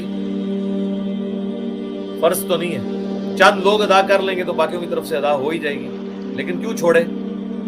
بخاری مسلم میں حدیث ہے اپنی عورتوں کو بھی عیدگاہ میں لے کے آؤ، جو مخصوص ایام سے ہیں وہ مسلمانوں کی دعاؤں میں شامل ہو۔ ہاں اگر کسی کی چھوٹ گئی ہے، امام بخاری نے اپنا ایک ذاتی موقف لکھا ہے کہ وہ اس کے بدلے 2 رکعتیں پڑھ لیں، باقی پوری امت کا اتفاق ہے کہ جس کی عید کی نماز چھوٹ گئی ہے تو اسے اب نماز پڑھنے کی ضرورت نہیں، کیونکہ یہ نماز جماعت کے ساتھ ہے۔ جمعے کا یہ کیس نہیں ہے، کیونکہ جمعہ 5 نمازوں میں سے ایک نماز کو ختم کر دیتا ہے، زور کی نماز کو۔ جمعہ جس کا چھوٹے گا اسے زور پڑھنی ہوگی۔ عید کی نماز تو ہے ہی ایک فالتو نماز ہے نا، وہ اگر کسی کی جماعت سے چھوٹ گئی ہے تو بس ٹھیک ہے، اب چھوٹ گئی، اس کی کوئی قضا نہیں ہوگی، کیونکہ اس نے 5 بنیادی نمازوں کو ختم نہیں کیا۔ علی بھائی اکثر نوجوان یہ کرتے ہیں کہ جمعے کی جو خطبہ ہوتا ہے 2 رکعت کے بدلے وہ خطبے میں نہیں جاتے ہیں اور صرف 2 رکعت جا کے جمعہ ادا کرتے ہیں، تو اس کا کی جمعہ ہو جاتی ہے یا نہیں؟ جی جمعہ تو ہو جائے گا، ہو جائے گا، جمعہ تو ہو جائے گا۔ کیا کریں میرے بھائی، جا کے کہانیاں سنیں ان کی، علماء نے کیا ایسا اٹریکشن، میں نے اپنی زندگی میں 2 جمعے ایسے پڑھے ہیں کہ مجھے کبھی نہیں بھولیں گے۔ 2007 کے اندر ڈاکٹر اسرار کے پیچھے جمعہ پڑھا، ان کا خطبہ شروع ہوتا تھا 1:45 کے قریب، 12 بجے مسجد فل ہو چکی ہوئی تھی، اور 2012 میں 23 مارچ کو مولانا اسحاق کے پیچھے جمعہ پڑھا، 23 مارچ 2012 جمعے کا دن تھا، اور ان کے خطبہ شروع کرنے سے پہلے مسجد فل ہو چکی تھی۔ اپنے کرتوت تو ایسے کریں نا کہ لوگ بات بھی سنیں، ان کو تو نہیں کہنا پڑتا تھا، نہ انہوں نے کوئی بندے بھرتی کیے تھے جو لوگوں کو لے کے آتے تھے، لوگ اپنے شوق سے سننے آتے تھے، اس میں کون سا ایسا مسئلہ ہے؟ اب دیکھیں یہاں کتنے بڑے بڑے علماء تقریریں کرتے ہیں، ان کی ویڈیوز یوٹیوب پہ اب بھی لوڈ بھی ہوتی ہیں، کوئی سننے کے لیے تیار ہی نہیں ہوتا۔ ہماری ویڈیو اپلوڈ ہوتی ہے آلموسٹ میجورٹی ویڈیوز 24 گھنٹے کے اندر یا 1.5 دن کے اندر 1 لاکھ کراس کر دیتی ہیں۔ اب تک کی عثمانی کی ویڈیو چڑھا لیں، الیاس قادری کی چڑھوا لیں، 1 مہینے تک بھی لاکھ کراس کر جائے تو مجھے پکڑ لیں، حالانکہ اس کے تو کروڑوں فالوور ہیں، لاکھوں میں نہیں کروڑوں ہیں، اور وہ 500 بااثر شخصیات میں، مجھے نہیں پتا یہ لسٹ کون بنا رہا ہے 500 بااثر شخصیات کی، وہ بااثر یہ ہوتی ہیں کہ چندے کے اعتبار سے اور مدرسوں کی کسٹوڈین ہونے کے اعتبار سے بااثر ہوتی ہیں، باقی نوجوان نسل کدھر سنتی ہے ان کو؟ آپ کے سامنے ہی ہے، جمعہ ہو جائے گا۔ اچھا علی بھائی، صرف ایک آخری سوال کرتا ہوں کیونکہ آپ کے ساتھ موقع ملا ہے۔ علی بھائی کیونکہ میرا بیک گراؤنڈ تشیع سے ہے تو اس لیے یہ سوال جو ہے نا اکثر ہمارے ہاں ادھر ہوتا ہے، آپ نے مطالعہ بھی حدیث کا بہت کیا ہے، تو میں آپ سے یہ سوال پوچھنا چاہتا ہوں کہ آپ نے مطالعہ کیا، آپ کو کیا لگتا ہے کہ جو علی علیہ السلام سے جو دشمنی تھی لوگوں کی، وہ علی علیہ السلام کی ذات کے متعلق تھی یا نبی علیہ السلام کے ساتھ وہ زیادہ اٹیچ تھے یا حضرت ابو طالب کی وجہ سے؟ مجھے سوال کی سمجھ نہیں آئی۔ علی علیہ السلام سے دشمنی کی خاص وجہ کوئی؟ کس کی دشمنی میرے بھائی؟ علی علیہ السلام کے دور میں جب لوگ تھے علی علیہ السلام سے دشمنی کرتے تھے۔ دنیا کی محبت، بخاری مسلم میں حدیث، مجھے یہ خطرہ نہیں تم میرے بات شرک کرو، بلکہ دنیا کی دولت تم پر کھول دی جائے گی، دنیا کی محبت میں ڈوب کر ایک دوسرے کو قتل کرو گے جس طرح اگلے لوگوں نے قتل کیا۔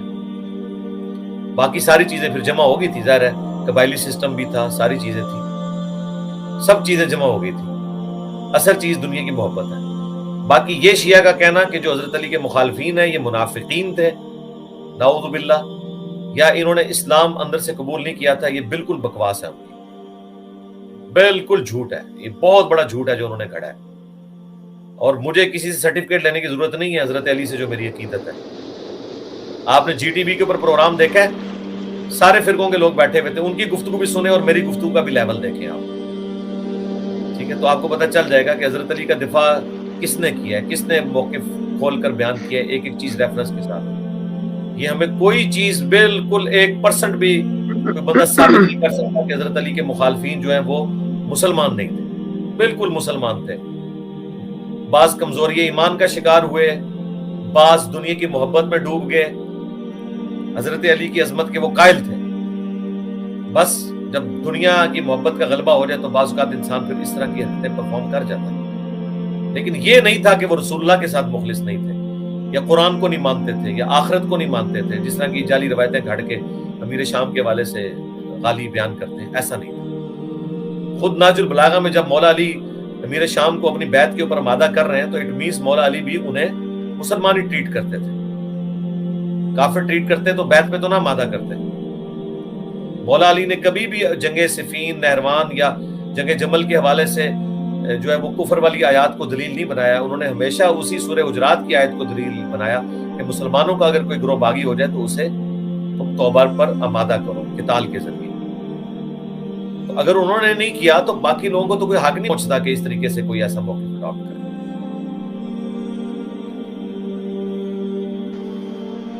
اچھا علی بھائی، ابھی چونکہ عید بھی قریب ہے تو اب دیکھیں گے جو حنفی عید پڑھتے ہیں وہ میں غالباً 6 تکبیر سے پڑھتے ہیں، اور جو ہم پڑھتے ہیں سنت کے مطابق وہ تقریباً 12 تکبیرات سے شاید پڑھی جاتی ہے. تو اب عام بندہ کیا کرے، اب کسی کو پتہ نہیں ہے.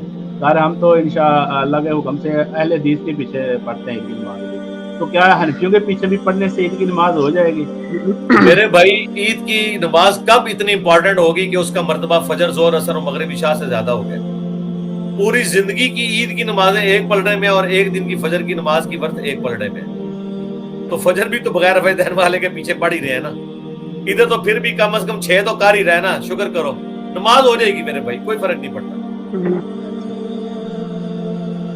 جی السلام علیکم ورحمۃ اللہ وبرکاتہ.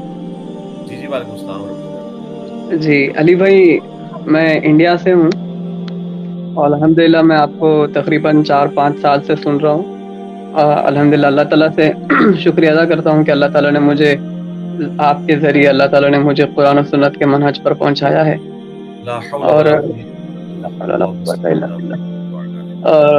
میں کہنا چاہوں گا کہ علی بھائی، آپ کا جو انداز بیان ہے، جو پرانے مطلب جو ویڈیو لیکچرز ہیں، میں کہنا چاہوں گا کہ وہ لیکچرز میں جو آپ نے جس طریقے سے جس انداز اپنایا ہے گفتگو، آپ نے اس لہجے نے مجھے مجبور کیا ہے قرآن و سنت کے دلائل کو ماننے پر.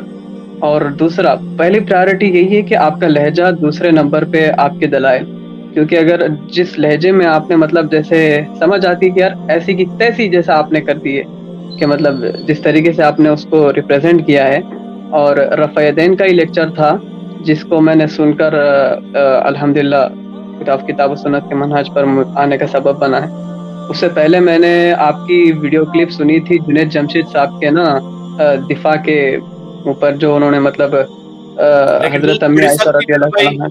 ہاں جی، ادھر ہی رک جائیں، آپ کی ڈاکٹر یہیں ختم ہو گئی ہے. جنید جمشید والی ویڈیو تو میری بہت سخت تھی، کوئی نرم نہیں تھی. بالکل غلط بیانی کریں گے اگر آپ کہیں گے کہ وہ نرم تھی. وہ تو میں نے پھٹے اٹھا کے رکھ دیے تھے ان کے. اب یہی اینا کہنا کہ ہمیں ایک چیز سخت لگ رہی ہوتی ہے جو ہمارے ساتھ میچ کر رہی ہوتی ہے، اور دوسری بات ہمیں وہ نرم لگ رہی ہوتی ہے.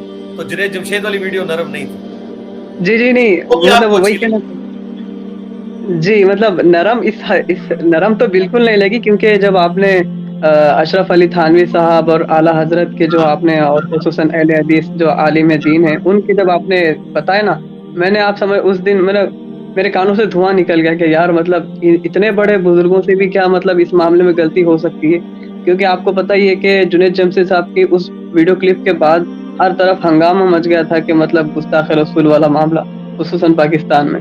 تو الحمدللہ میں شکر ادا کرتا ہوں، اور اللہ کے فضل سے آپ کے دعوت کے طریقے سے اور آپ کے سمجھانے سے الحمدللہ ہمارے خصوصاً ہماری والدہ بھی ماشاءاللہ کتاب و سنت پر منہج پر آ چکی ہیں. پہلے تو مطلب وہ بھی مطلب کوئی بھی سنی سنائی عالم کی مطلب بات سن کر قبول کر لیتی تھی، لیکن الحمدللہ وہ کتنے بھی بڑے آج آپ کی لیکچر سننے کے بعد الحمدللہ اتنا آپ سمجھ لیں کہ ان کی تطہیر ہو چکی ہے روحانی، کہ مطلب وہ کوئی بھی اگر سنتے ہیں نا تو مطلب وہ پہلے کہتی ہیں کہ یار یہ ہو سکتا ہے کیا، سیدھا سیدھا یا تو کہہ دیتی یار یا تو کہانی ہے، یا پھر وہ کہہ دیتی ہاں یہ بات میں مطلب وزن ہے. میری بہن چھوٹی ہے الحمدللہ نابالغ ہے، لیکن وہ بھی مطلب کہہ دیتی یار ماشاءاللہ یہ بالکل درست کہہ رہے ہیں. اور باقی وہ بڑے سے بڑے عالم کی کبھی کوئی لیکچر سنتی ہو تو کہتی ہے یار یہ تو کہانیاں بیان کر رہے ہیں. تو بس یہی تو ہم نے ڈیمیج کرنا تھا، کہ بتانا تھا کہ آپ کے اندر یہ کمپیٹنسی پیدا ہو جائے کہ آپ کو کہانی میں اور دین میں فرق نظر آ جائے. اب مجھے مزید بتانے کی ضرورت نہیں، آپ خود ہی کریں گے. آج سوال ہے آپ کا تو کوئی کریں. جی علی بھائی سوال یہی تھا کہ آپ نے جس طریقے سے بنو امیہ کے آپ نے پرکچے اڑا دی، اور خصوصاً پرکچے مطلب آپ نے قرآن و سنت کی دلائل میں خصوصاً حدیث نبوی صلی اللہ علیہ وآلہ وسلم کے ذریعے اپنی بات تو آپ نے کی نہیں. کیا وجہ ہے کہ جو اہل حدیث علماء ہیں یا پھر جو مکتب فکر ہے یہ مطلب کیوں مطلب مان کیوں نہیں لیتے کہ ہاں یار ٹھیک ہے غلطی ہے؟ کیا وجہ ہے کہ اتنے دلائل ہونے کے باوجود بھی مطلب وہ اس کو غلط تعویل کرتے ہیں؟ اور جس حدیث کا آپ نے حوالہ دیا تھا عبداللہ ابن شاید عباس کا، وہ خون کی بوتل والا جو نبی صلی اللہ علیہ وسلم کو خواب میں دیکھا، اس حدیث کو 10 سے زیادہ محدثین نے صحیح کہا ہے. بعد میں آج بچے بچونگڑے جو اہل حدیث کے جو آ رہے ہیں وہ کہہ رہے ضعیف ہے. تو مطلب کیا وجہ ہے کیوں نہیں کوئی مانتے؟ نہیں کہہ رہا میرے بھائی، کس نے ضعیف کہہ دیا؟ کوئی نہیں ضعیف کہہ رہا. جی تو مطلب یہی میرا سوال تھا کہ مطلب کیوں نہیں مان رہے کہ مطلب. میں آپ کو جواب دیتا ہوں اس کا. پہلی تو بات یہ ہے کہ میں اس کے ساتھ ایگری نہیں کرتا کہ اہل حدیث بات نہیں مان رہے. یہ بات ہی بالکل غلط ہے. آپ کہیں کہ اہل حدیث کے مولوی اور ان کے کٹر اندھے فالوور نہیں بات مان رہے. جی اہل جی حدیث تو ایز اے فرقہ ختم ہو چکا ہے. یہ مجھے ذرا اہل حدیث اپنا اسٹیٹسٹیکل انالیسس کر کے بتائیں کہ ہماری دعوت لانچ ہونے کے بعد کتنے بریلوی دیوبندی ہیں جو اہل حدیث ہوئے ہیں؟ کوئی بھی نہیں ہوا. ان کے کہیں ان کو چھوڑ کے اب جو تحقیق کرتا ہے تو وہ صرف مسلم ہوتا ہے.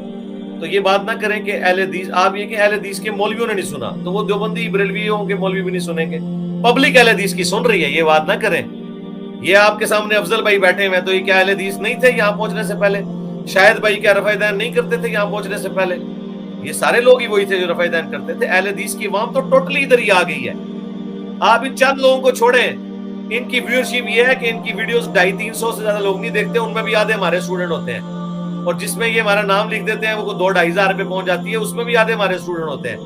عوام الناس اہل حدیث کی بات سن رہی ہے، بے فکر رہیں آپ. جی جو نہیں سن رہے وہ اپنے ضمیر کے خود مجرم ہے. جی جی بالکل علی بھائی. وہ ایک میں ایک عالم کا نام مطلب لینا چاہوں، نام نہیں لوں گا، بس ایک واقعہ مطلب ڈسکس کرنا چاہوں گا جو مطلب کہہ رہے تھے آپ کے بارے میں، شاید آپ کو ہی پتا ہو کہ مطلب میرا دل چیرتا ہے اس کا نام لیتے ہوئے. میں اس کا نام بھی نہیں لوں گا، اس کی وجہ سے ہمارے اہل اس نے حدیث بتا کتنے دیا نا اس مطلب. کا دل کیوں چیر رہا ہے. اس کا دل اس لیے چیر جی رہا ہے کہ ہمارے بچے جو نوجوان ہمارے ہاتھوں سے بنے جی آج وہ معاذ اللہ نعوذ باللہ انجینئر کے تو آپ کو اور سرٹیفکیٹ کہاں سے ملے؟ اس نے خود سرٹیفکیٹ دے دیا ہے کہ آج ہندوستان کے کونے کونے میں اس کی آواز سنائی دی جا رہی ہے. ہاں تو وہ آپ کو بتا رہے ہیں نا.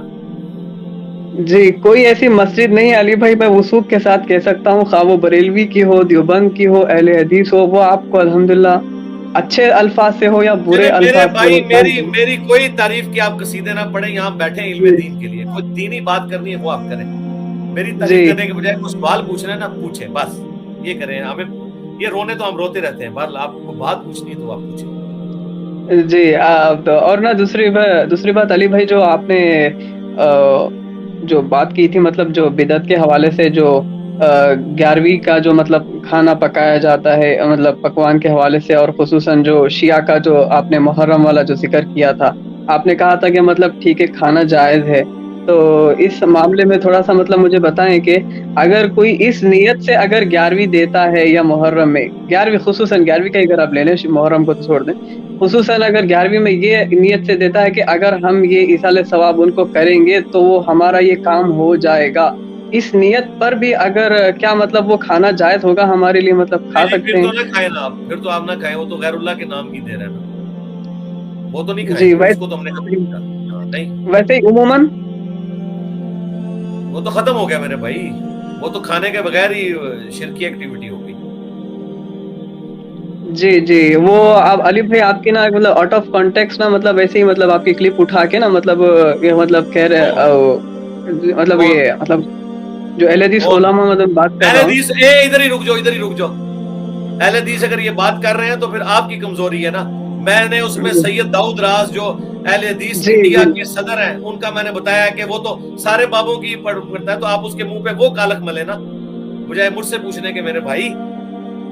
जी अली भाई मतलब यही मैं आपको बात मतलब ये बताना चाहूंगा कि वो जिस आलिम की मैंने अभी जो जिक्र किया था दिल चीरने वाले उस मैंने मेरी उनसे मुलाकात हुई थी और मतलब यही बातें मैं जब डिस्कस कर रहा था ना उनसे और खुसूसन जो आपने अल्लामा दाऊद राज साहब हाफिज़हुल्लाह ताला और अल्लामा हाफिज़हुल्लाह वहीदुज़्ज़मान नहीं साहब है, थे ना। वो राहिमहुल्लाह हो चुके हैं मेरे भाई, वो जी पुराने जी बुजुर्ग हैं, सॉरी राहिमहुल्लाह। जी जी राहिमहुल्लाह और अल्लामा वहीदुज़्ज़मान राहिमहुल्लाह उनके जो आपने अहादीस जो 5976 और 6409 नंबर हदीस के कॉन्टेक्स्ट में जो आपने उनके शरह या फिर आप समझ ले फहम जो आपने मतलब बताया है ना वो जब मैंने वो उनको मतलब वो बताने की कोशिश की ना मतलब बजाय वो मेरी बात को मतलब आगे बढ़ने देते क्योंकि वहां पर तो 10 से ज्यादा लोग थे अल्हम्दुलिल्लाह मजमा ही लेकर हम गए थे वहां उनसे बात करने के लिए आपके कमरे में।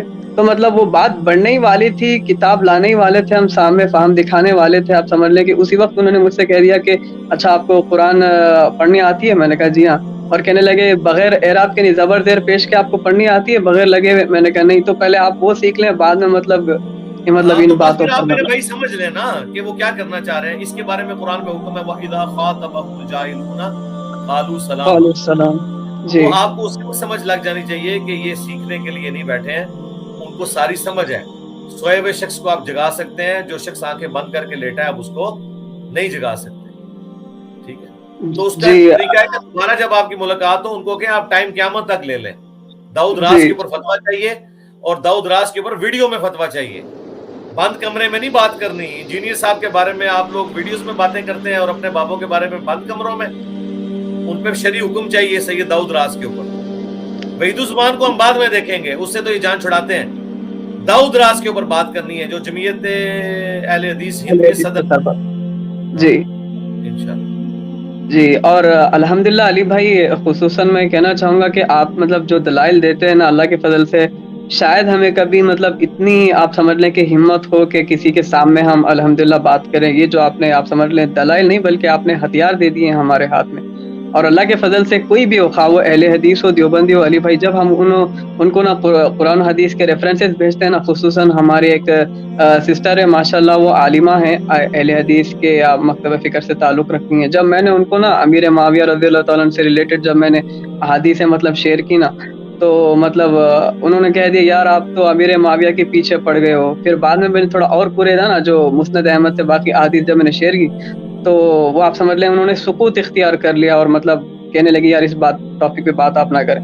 तो अल्लाह के फ़ज़ल से मतलब इनकार तो नहीं कर सकते लेकिन सुकूत इख्तियार कर तो ये हमारी बहुत बड़ी कामयाबी है ना। कल तक जो यजीद का दिफा करते थे आज अमीर शाम का दिफा करने के लिए भी तैयार नहीं हो रहे, तो ये हमारी कामयाबी है ना। हम यही चाहते हैं कि ये दिफा करना छोड़ दें बस। जी। हम नहीं कहते कि तुम्हें तौफीक मिले अहले बैत की तौसीफ बयान करने की, वो तो नसीब वालों का हिस्सा होगा। हम नहीं कहते अहले जी। बैत के फजाइल तुम बयान करो, हम कहते हैं कि अहले बैत के दुश्मनों का दिफा छोड़ दो बस। आप मुहर्रम के जुमे ना पढ़ाओ अहले बैत की शान में बेशक, ठीक है। अब मुहर्रम में इन्होंने जुमे तो पढ़ाए हैं शिया के खिलाफ, या यकम मुहर्रम जो इन्होंने खुद साख्ता हज़रत उमर की शहादत बनाई भी है। लेकिन आज जब ये 21 रमजान का जुमा गुजरा है ये 2 दिन पहले, तो किसी को तौफीक नहीं कि हज़रत अली के ऊपर बयान कर दें। तो फिर इनसे पूछो कि तुमने यकम मुहर्रम में हज़रत उमर के ऊपर क्यों बयान किया था, उनकी शहादत के ऊपर, तो अब 21 रमजान में हज़रत अली की शहादत पे क्यों नहीं बयान कर रहे हो? तो पता चल जी। जाएगा कि 2 नंबरी के ऊपर चल रहे हैं। तो आप बेफिक्र रहें, इस 2 नंबरी पे कुड़ने की बजाय खुश हुआ करें कि जितनी ये 2 नंबरियां करेंगे इंशाल्लाह उतनी ही आम पब्लिक को पता चल जाएगा कि ये 2 नंबर है। मैं क्यों अपने स्टूडेंट्स को कहता हूं कि आप सबको सुने, सबको क्लियरली आप ऑब्जर्व करें, बड़े कंसंट्रेशन के साथ, आपको अंदाजा हो जाएगा सब फ्रॉड लेके चल रहे हैं। अच्छा अली भाई आपने 21 रमजान का बताया, तो चलो मैं आपसे वाक़या बताता। आप इनके जो जुमे है ना वो मौला अली अलैहिस्सलाम की शान में नहीं होते। 21 रमजान को जुमा होता है आपके खिलाफ। अच्छा, बहुत अच्छी हाँ बात जी। है, बहुत अच्छी बात। मैं गया ना इस दफा रमजान में जुमा पढ़ने गया ना, जाहिर है जो टॉपिक था और उनको पता तो होता है कि अली भाई कैसे बोलते हैं। फिर उन्होंने कहा जी 2 बंदों ने इस्लाम को नुकसान पहुंचाया है, एक इंजीनियर मोहम्मद अली मिर्जा देवबंद की मस्जिद में मैं जुमा पढ़ता हूँ, तो और एक जावेद अहमद गामदी, ये इतने हैं, ये हैं, वो है। मैं समझा, मैंने कहा बस ठीक है अब तू ये प्रमोट कर गया अली भाई को, अब जितने भी इसमें सुनेंगे ना कुछ तो लोग जाके देखेंगे कि यार हम सुने तो सही, कुछ ना तो कुछ पता नहीं सर, कुछ ना कुछ नहीं, हर पढ़ा लिखा। मैंने कई बार इनके साथ हमदर्दी की है कि अगर हमारी इस दावत को रोकना चाहते हो ना तो ये तो पॉसिबल नहीं है। अलबत्ता ये चाहते हो ना कि इसकी रफ्तार कम हो जाए तो मुझे डिस्कस करना छोड़ दो, तो ये होगा कि जो डैमेज तुम्हारे फिरकों को 5 साल में होना था वो 10 साल में होगा। लेकिन अगर मुझे डिस्कस करोगे तो जो डैमेज 5 साल में होना था वो 2 साल में हो जाएगा। लेकिन ज़ाहिर है इनका वुजू नहीं ना टूट जाता है ना, क्योंकि इनकी अवाम जो इनको चंदा देती है ना, जो कट्टर है, वो कहती है हजरत बोलो ना, वो तो ले दे गया है सारों को, तो ये बेचारे मजबूर होके बोलते हैं। तो फिर इन्होंने क्या बोलना है मेरे भाई आपके सामने, इनके पास क्या चीज है बोलने को। हाँ जी, और कोई सवाल है करे भाई आपका सवाल। और नजीर भाई तो खुद इतने बड़े आलिम है, उन्होंने क्या सवाल करना है। अस्सलाम वालेकुम जी। वालेकुम सलाम। नजीर भाई से ठीक है आपकी? अल्हम्दुलिल्लाह, अल्लाह पाक का शुक्र है, अल्लाह पाक का बहुत करम है। जो आपने पहली दफा शहजाद भाई के चैनल के ऊपर आपने बोला था ना कि मैंने लगता है कि हुण तेरे को सवाल खत्म हो गए होने, क्योंकि कोई सवाल का जवाब तो है नहीं जेड़ा मैं वो यकीनन वाकई यही गल है कि सवाल मेरे को भी कोई नहीं है। हां, हुण काम करो सवाल छड्डो, हुण जो इल्म हासिल कीता ओके पहुंचाओ। हाँ इंशाअल्लाह, अल्हम्दुलिल्लाह, ठीक है। ਤੇ ਮੈਂ ਮਾਸ਼ਾਅੱਲਾ ਅਗਲੇ ਦਿਨ ਤੁਸੀਂ ਇਹਨਾਂ ਨੂੰ ਭਾਈ ਇਹਨਾਂ ਨੂੰ ਫਰਮਾ ਰਹੇ ਸੀ ਨਾ ਕਿ ਹਾਂ ਕਿ ਯਾਰ ਤੁਸੀਂ ਲੈਬ ਜਿਹੜੇ ਮੌਲਵੀਆਂ ਨਾਲ ਗੱਲਾਂ ਕਰਦੇ ਹੋ ਨਾ ਤੇ ਮਸਲਨ ਬਹਿਸ ਵਗੈਰਾ ਨਾ ਕਰਿਆ ਕਰੋ ਤੇ ਆਵਾਮ ਦੇ ਯਾਨੀ ਕਿ ਕੋਸ਼ਿਸ਼ ਕਰੋ, ਆਵਾਮ ਦੀ ਮਿਹਨਤ ਕਰੋ। ਮੈਨੂੰ ਬੜੀ ਖੁਸ਼ੀ ਹੋਈ ਇਸ ਗੱਲ ਦੀ, ਕਿਉਂਕਿ ਮੈਨੂੰ ਟਾਈਮ ਨਹੀਂ ਸੀ ਮਿਲ ਰਿਹਾ। मैं भी ये गिला शिकवा जड़ा है ना मैं साथी नाल करांगे, सारा काम ठीक कर रहे हो, लेकिन इधर आके जो मैं झगड़े देखना ना यूट्यूब के ऊपर तो वो फिर गाली निकालते हैं, फिर अच्छा नहीं लगता बंदा। ठीक है, तो ओ नहीं ए बेफिक्र नजीर साहब, ये 2-4 बार रज जाणगे निकलना है। हां बेफिक्र हो रज जाणगे इंशाल्लाह। सानू पता है फायदा कोई नहीं। जी बिल्कुल यही गल है। ਇਹਦੇ ਤੇ ਬਿਲकुल फायदा नहीं बल्कि नुकसान होएगा दावत। अगर इस तरह करते रहेंगे अपने साथी तो अल्लाह ताला इन्हें हिदायत ना करन मेरे साथ, अगर करेंगे तो नुकसान करेंगे दावत। अल्लाह ताला बेहतरी। हाँ इंशाल्लाह अल्लाह बेहतरी करेगा। हाँ जी, एक और भाई भी ऐड हुए हैं, ये असद भाई। आज असद भाई कोई आपका क्वेश्चन है? जी अब्दुल्ला भाई। कहाँ से आप? खोलो जी ना माइक अनम्यूट करें ना।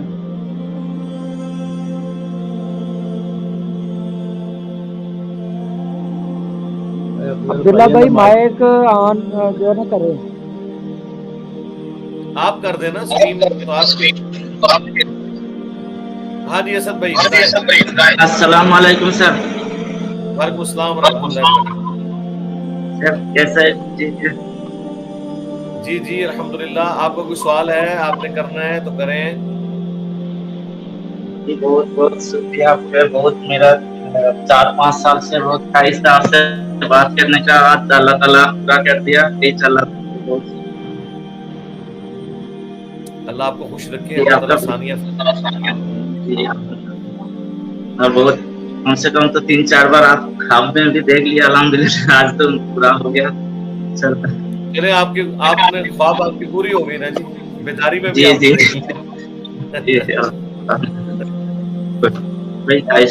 मैं इंडिया से निजामाबाद से बोल रहा हूँ। असल में कोलकाता का है, मैं इधर गोल्ड का काम करता हूँ। जमात इस्लामिक से थोड़ा जुड़ा हुआ था, मैं अभी काट कर दिया क्या बोलते फिर का वारियत खत्म कर दिया। आपका वीडियो सुन के जमात इस्लामी तो फिर का वारियत करती भी नहीं है। जमात इस्लामी तो माशाल्लाह काफी ओपन माइंड लोग हैं।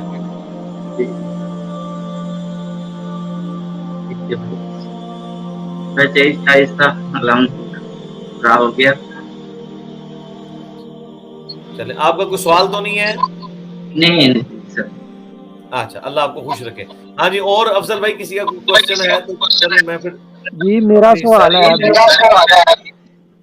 जी करें बाकी के भाई ये है कि عبداللہ بھائی مائک میوٹ کر لیں اپنا۔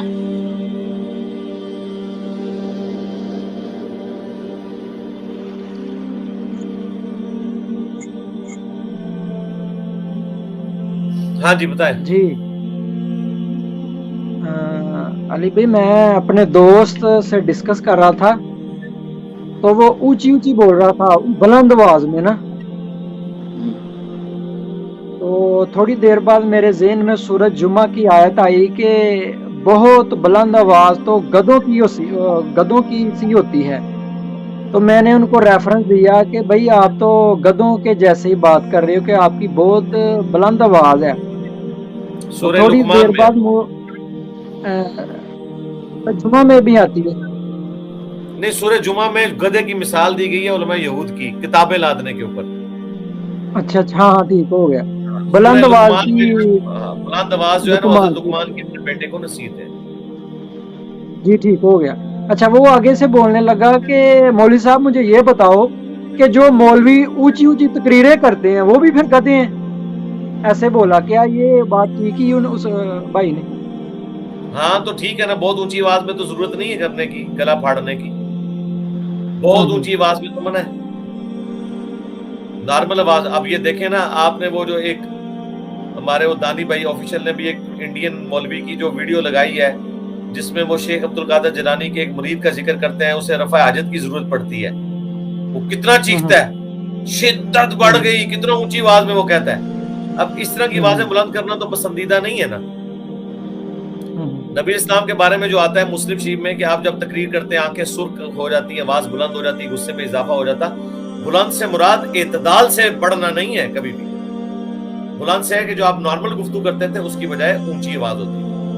یہ گلا پھاڑنا کہ یہ نسیں نکلا ہے، جس طرح ڈاکٹر طارق قادری صاحب کی پرانی ویڈیوز ہیں، اور یہ کچھ اونچی آواز میں بہت مولوی بولتے ہیں، ایسے بہت کم لوگ ہیں جو اس طرح بولتے ہیں، عام جو علماء بول رہے ہوتے ہیں اس میں نہیں آتے ہیں، ان کی تو اتنی اونچی تقریریں نہیں ہوتی ہیں۔ علی بھائی اہل حدیث لاہور والے اہل حدیث دو بھائی کس طرح بولتے ہیں؟ ہاں ہاں وہ جس طرح بولتا ہے وہ جو مچھلی ٹافی بیچنے والا بندہ ہے، ہاں وہ مچھلی ٹافی والا وہ کلفی بیچنے والا، ہاں وہ اونچی آواز ہے، وہ عوام نو اکٹھا اس بات پہ کرنا ہے۔ اچھا دوسرا یہ ہے کہ جب آپ کسی سے اس طرح بھی ڈسکشن کریں، اگر اس کی بات بلند بھی ہو جاتی ہے تو بات کا رخ یہ کہہ کے نہ موڑ دیں کہ جی آپ کی تو گدھے کی طرح آواز ہے، وہ پھر بات کا رخ کسی اور طرف چلا جاتا ہے۔ یہ بعد میں بات ہو سکتی ہے، اس کے یہ کہ یار ذرا آہستہ بولو، یہ نہ ہو لوگ سمجھے ہم لڑ رہے ہیں، اس طرح کر کے نا بات کو بیلنس کیا کریں، ورنہ اس کی ایگو ہرٹ ہو جائے گی۔ میرے پاس آ کے لوگ اتنا اونچا آ کے چیختے ہیں، آپ میرے اسٹوڈنٹس گواہ ہیں، میں نے کبھی کسی نے کہا یار اتنا اونچا کیوں بول رہے ہو یار، آہستہ بولو، اس طرح نہیں، کیونکہ وہ پھر بات کا رخ اور طرف بدل جاتا ہے، وہ پھر سمجھتے ہیں شاید یہ میری بات نہیں سننا چاہ رہا ہے اس لیے میری اس طرح کی غلطیاں نکال رہا ہے۔ ہم اس طرح کی چیزوں کو غیر علمی اپروچ سمجھتے ہیں، یہ بعد میں کسی وقت میں سمجھایا جا سکتا ہے، جب علمی ڈسکشن میں اگر کسی کی آواز بلند ہو جاتی ہے ٹھیک ہے، ہو سکتا ہے آدم اس کی آواز بلند ہو، ٹھیک ہے آپ بات کریں، بس علمی طریقے سے بات کریں، ہاں گالی گلوچ پہ اتر ہے وہ ایک غلط بات۔ جی ایک اور بھائی ہیں، آپ کا سوال ہے بھائی دانی بھائی؟ السلام علیکم ورحمۃ اللہ وبرکاتہ۔ جی وعلیکم جی السلام۔ کہاں سے ہیں آپ؟ جی میں ممبئی سے ہوں، انڈیا سے۔ علی بھائی سے میرے جی ایک نسبت ہے، میں بھی انجینئر ہوں، I work as an aerospace engineer جی بتائیں۔ ممبئی میں، اور میرا بھی جو سفر ہے پرسنلی وہ کافی علی بھائی سے سملر ہی رہا ہے، جس طریقے سے علی بھائی ایک بریلوی نقطۂ فکر میں انہوں نے آنکھ کھولی، میرا بھی فیملی بیک گراؤنڈ ایک کٹر بریلوی کا رہا ہے، دیوبند کے ساتھ وقت گزرا، اہل حدیث مکتب فکر میں جب میں نے وقت گزارنا شروع کیا تب میرا پہلی بار انٹروڈکشن علی بھائی سے ہوا تھا یوٹیوب میں۔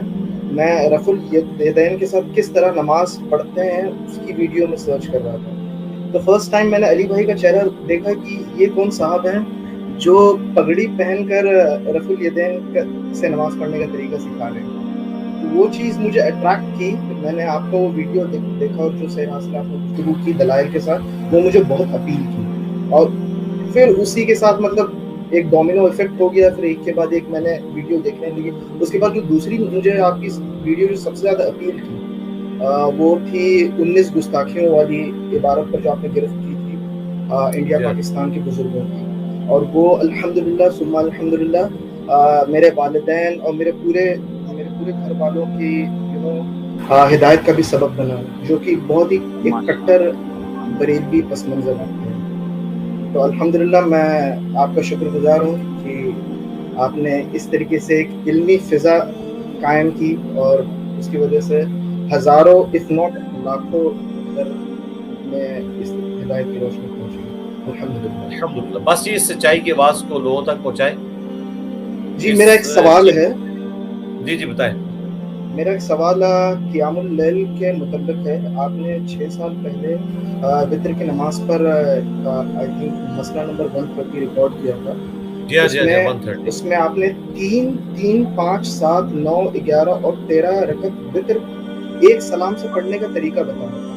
حال ہی میں آپ نے ایک ویڈیو میں کہا ہے کہ آپ صلی اللہ علیہ وسلم صرف ان کی رات کی نفل کی جو نمازیں ہوتی تھی وہ 2 رکعتیں ہوتی تھیں، تو اس میں تطبیق کیا ہوگی؟ اس میں کیسے ہم ہاں جی میں نے خیر ہے اس میں آپ ذرا دوبارہ سن لیں اس کو، مسئلہ 130 کو، اس میں میں نے یہ ساری باتیں ڈسکس کی ہیں۔ پہلی بات ہے 13 رکھتے ایک سلام سے میں نے اس میں نہیں بتائی ہیں، نہ 11، 9 تک ایک سلام سے،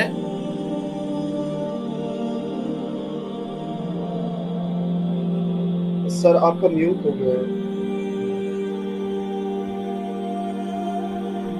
ہاں جی اس میں 11 رکھتے جو ہیں وہ ایک سلام سے میں نے نہیں بتائی، نہ 13، 9 تک ایک سلام سے بتائی ہیں، 9، اور اس میں بھی 8ویں رکعت میں بیٹھنا ہے، پھر 9ویں میں 13 اور 11 جو ہیں وہ 2 کر کے ہیں۔ اور اس میں نے بتایا تھا کہ نبی الاسلام کا عمومی عمل یہی تھا کہ آپ 2+2+2 کر کے پڑھتے تھے اور اینڈ پہ 1 ملاتے تھے، لیکن کبھی کبھار آپ سے صحیح مسلم میں آیا کہ 5 وتر ایک سلام کے ساتھ پڑھنا بھی ثابت ہے، جس میں آپ آخری رکعت میں بیٹھتے تھے صرف، اور 7 کا بھی طریقہ بتایا، 9 کا بھی بتایا۔ 9 تک تو ایک سلام سے ثابت ہے، 11 اور 13 جو ہے وہ 2+2+2 کر کے، وہ آپ دوبارہ سن لیجیے، تو وہ ہے عمومی عمل۔ کبھی کبھار آپ نے ایسا بھی کیا، یعنی دونوں طریقے سنت ہیں۔ جس طرح سنن نسائی میں آتا ہے کہ آپ کا عمومی عمل یہ تھا کہ آپ نماز جنازہ کی نماز آہستہ آواز میں پڑھاتے تھے، لیکن بعض اوقات جس طرح بخاری میں ہے آپ سے اونچی آواز میں بھی جنازہ پڑھنا ثابت ہے۔ جی نیکسٹ۔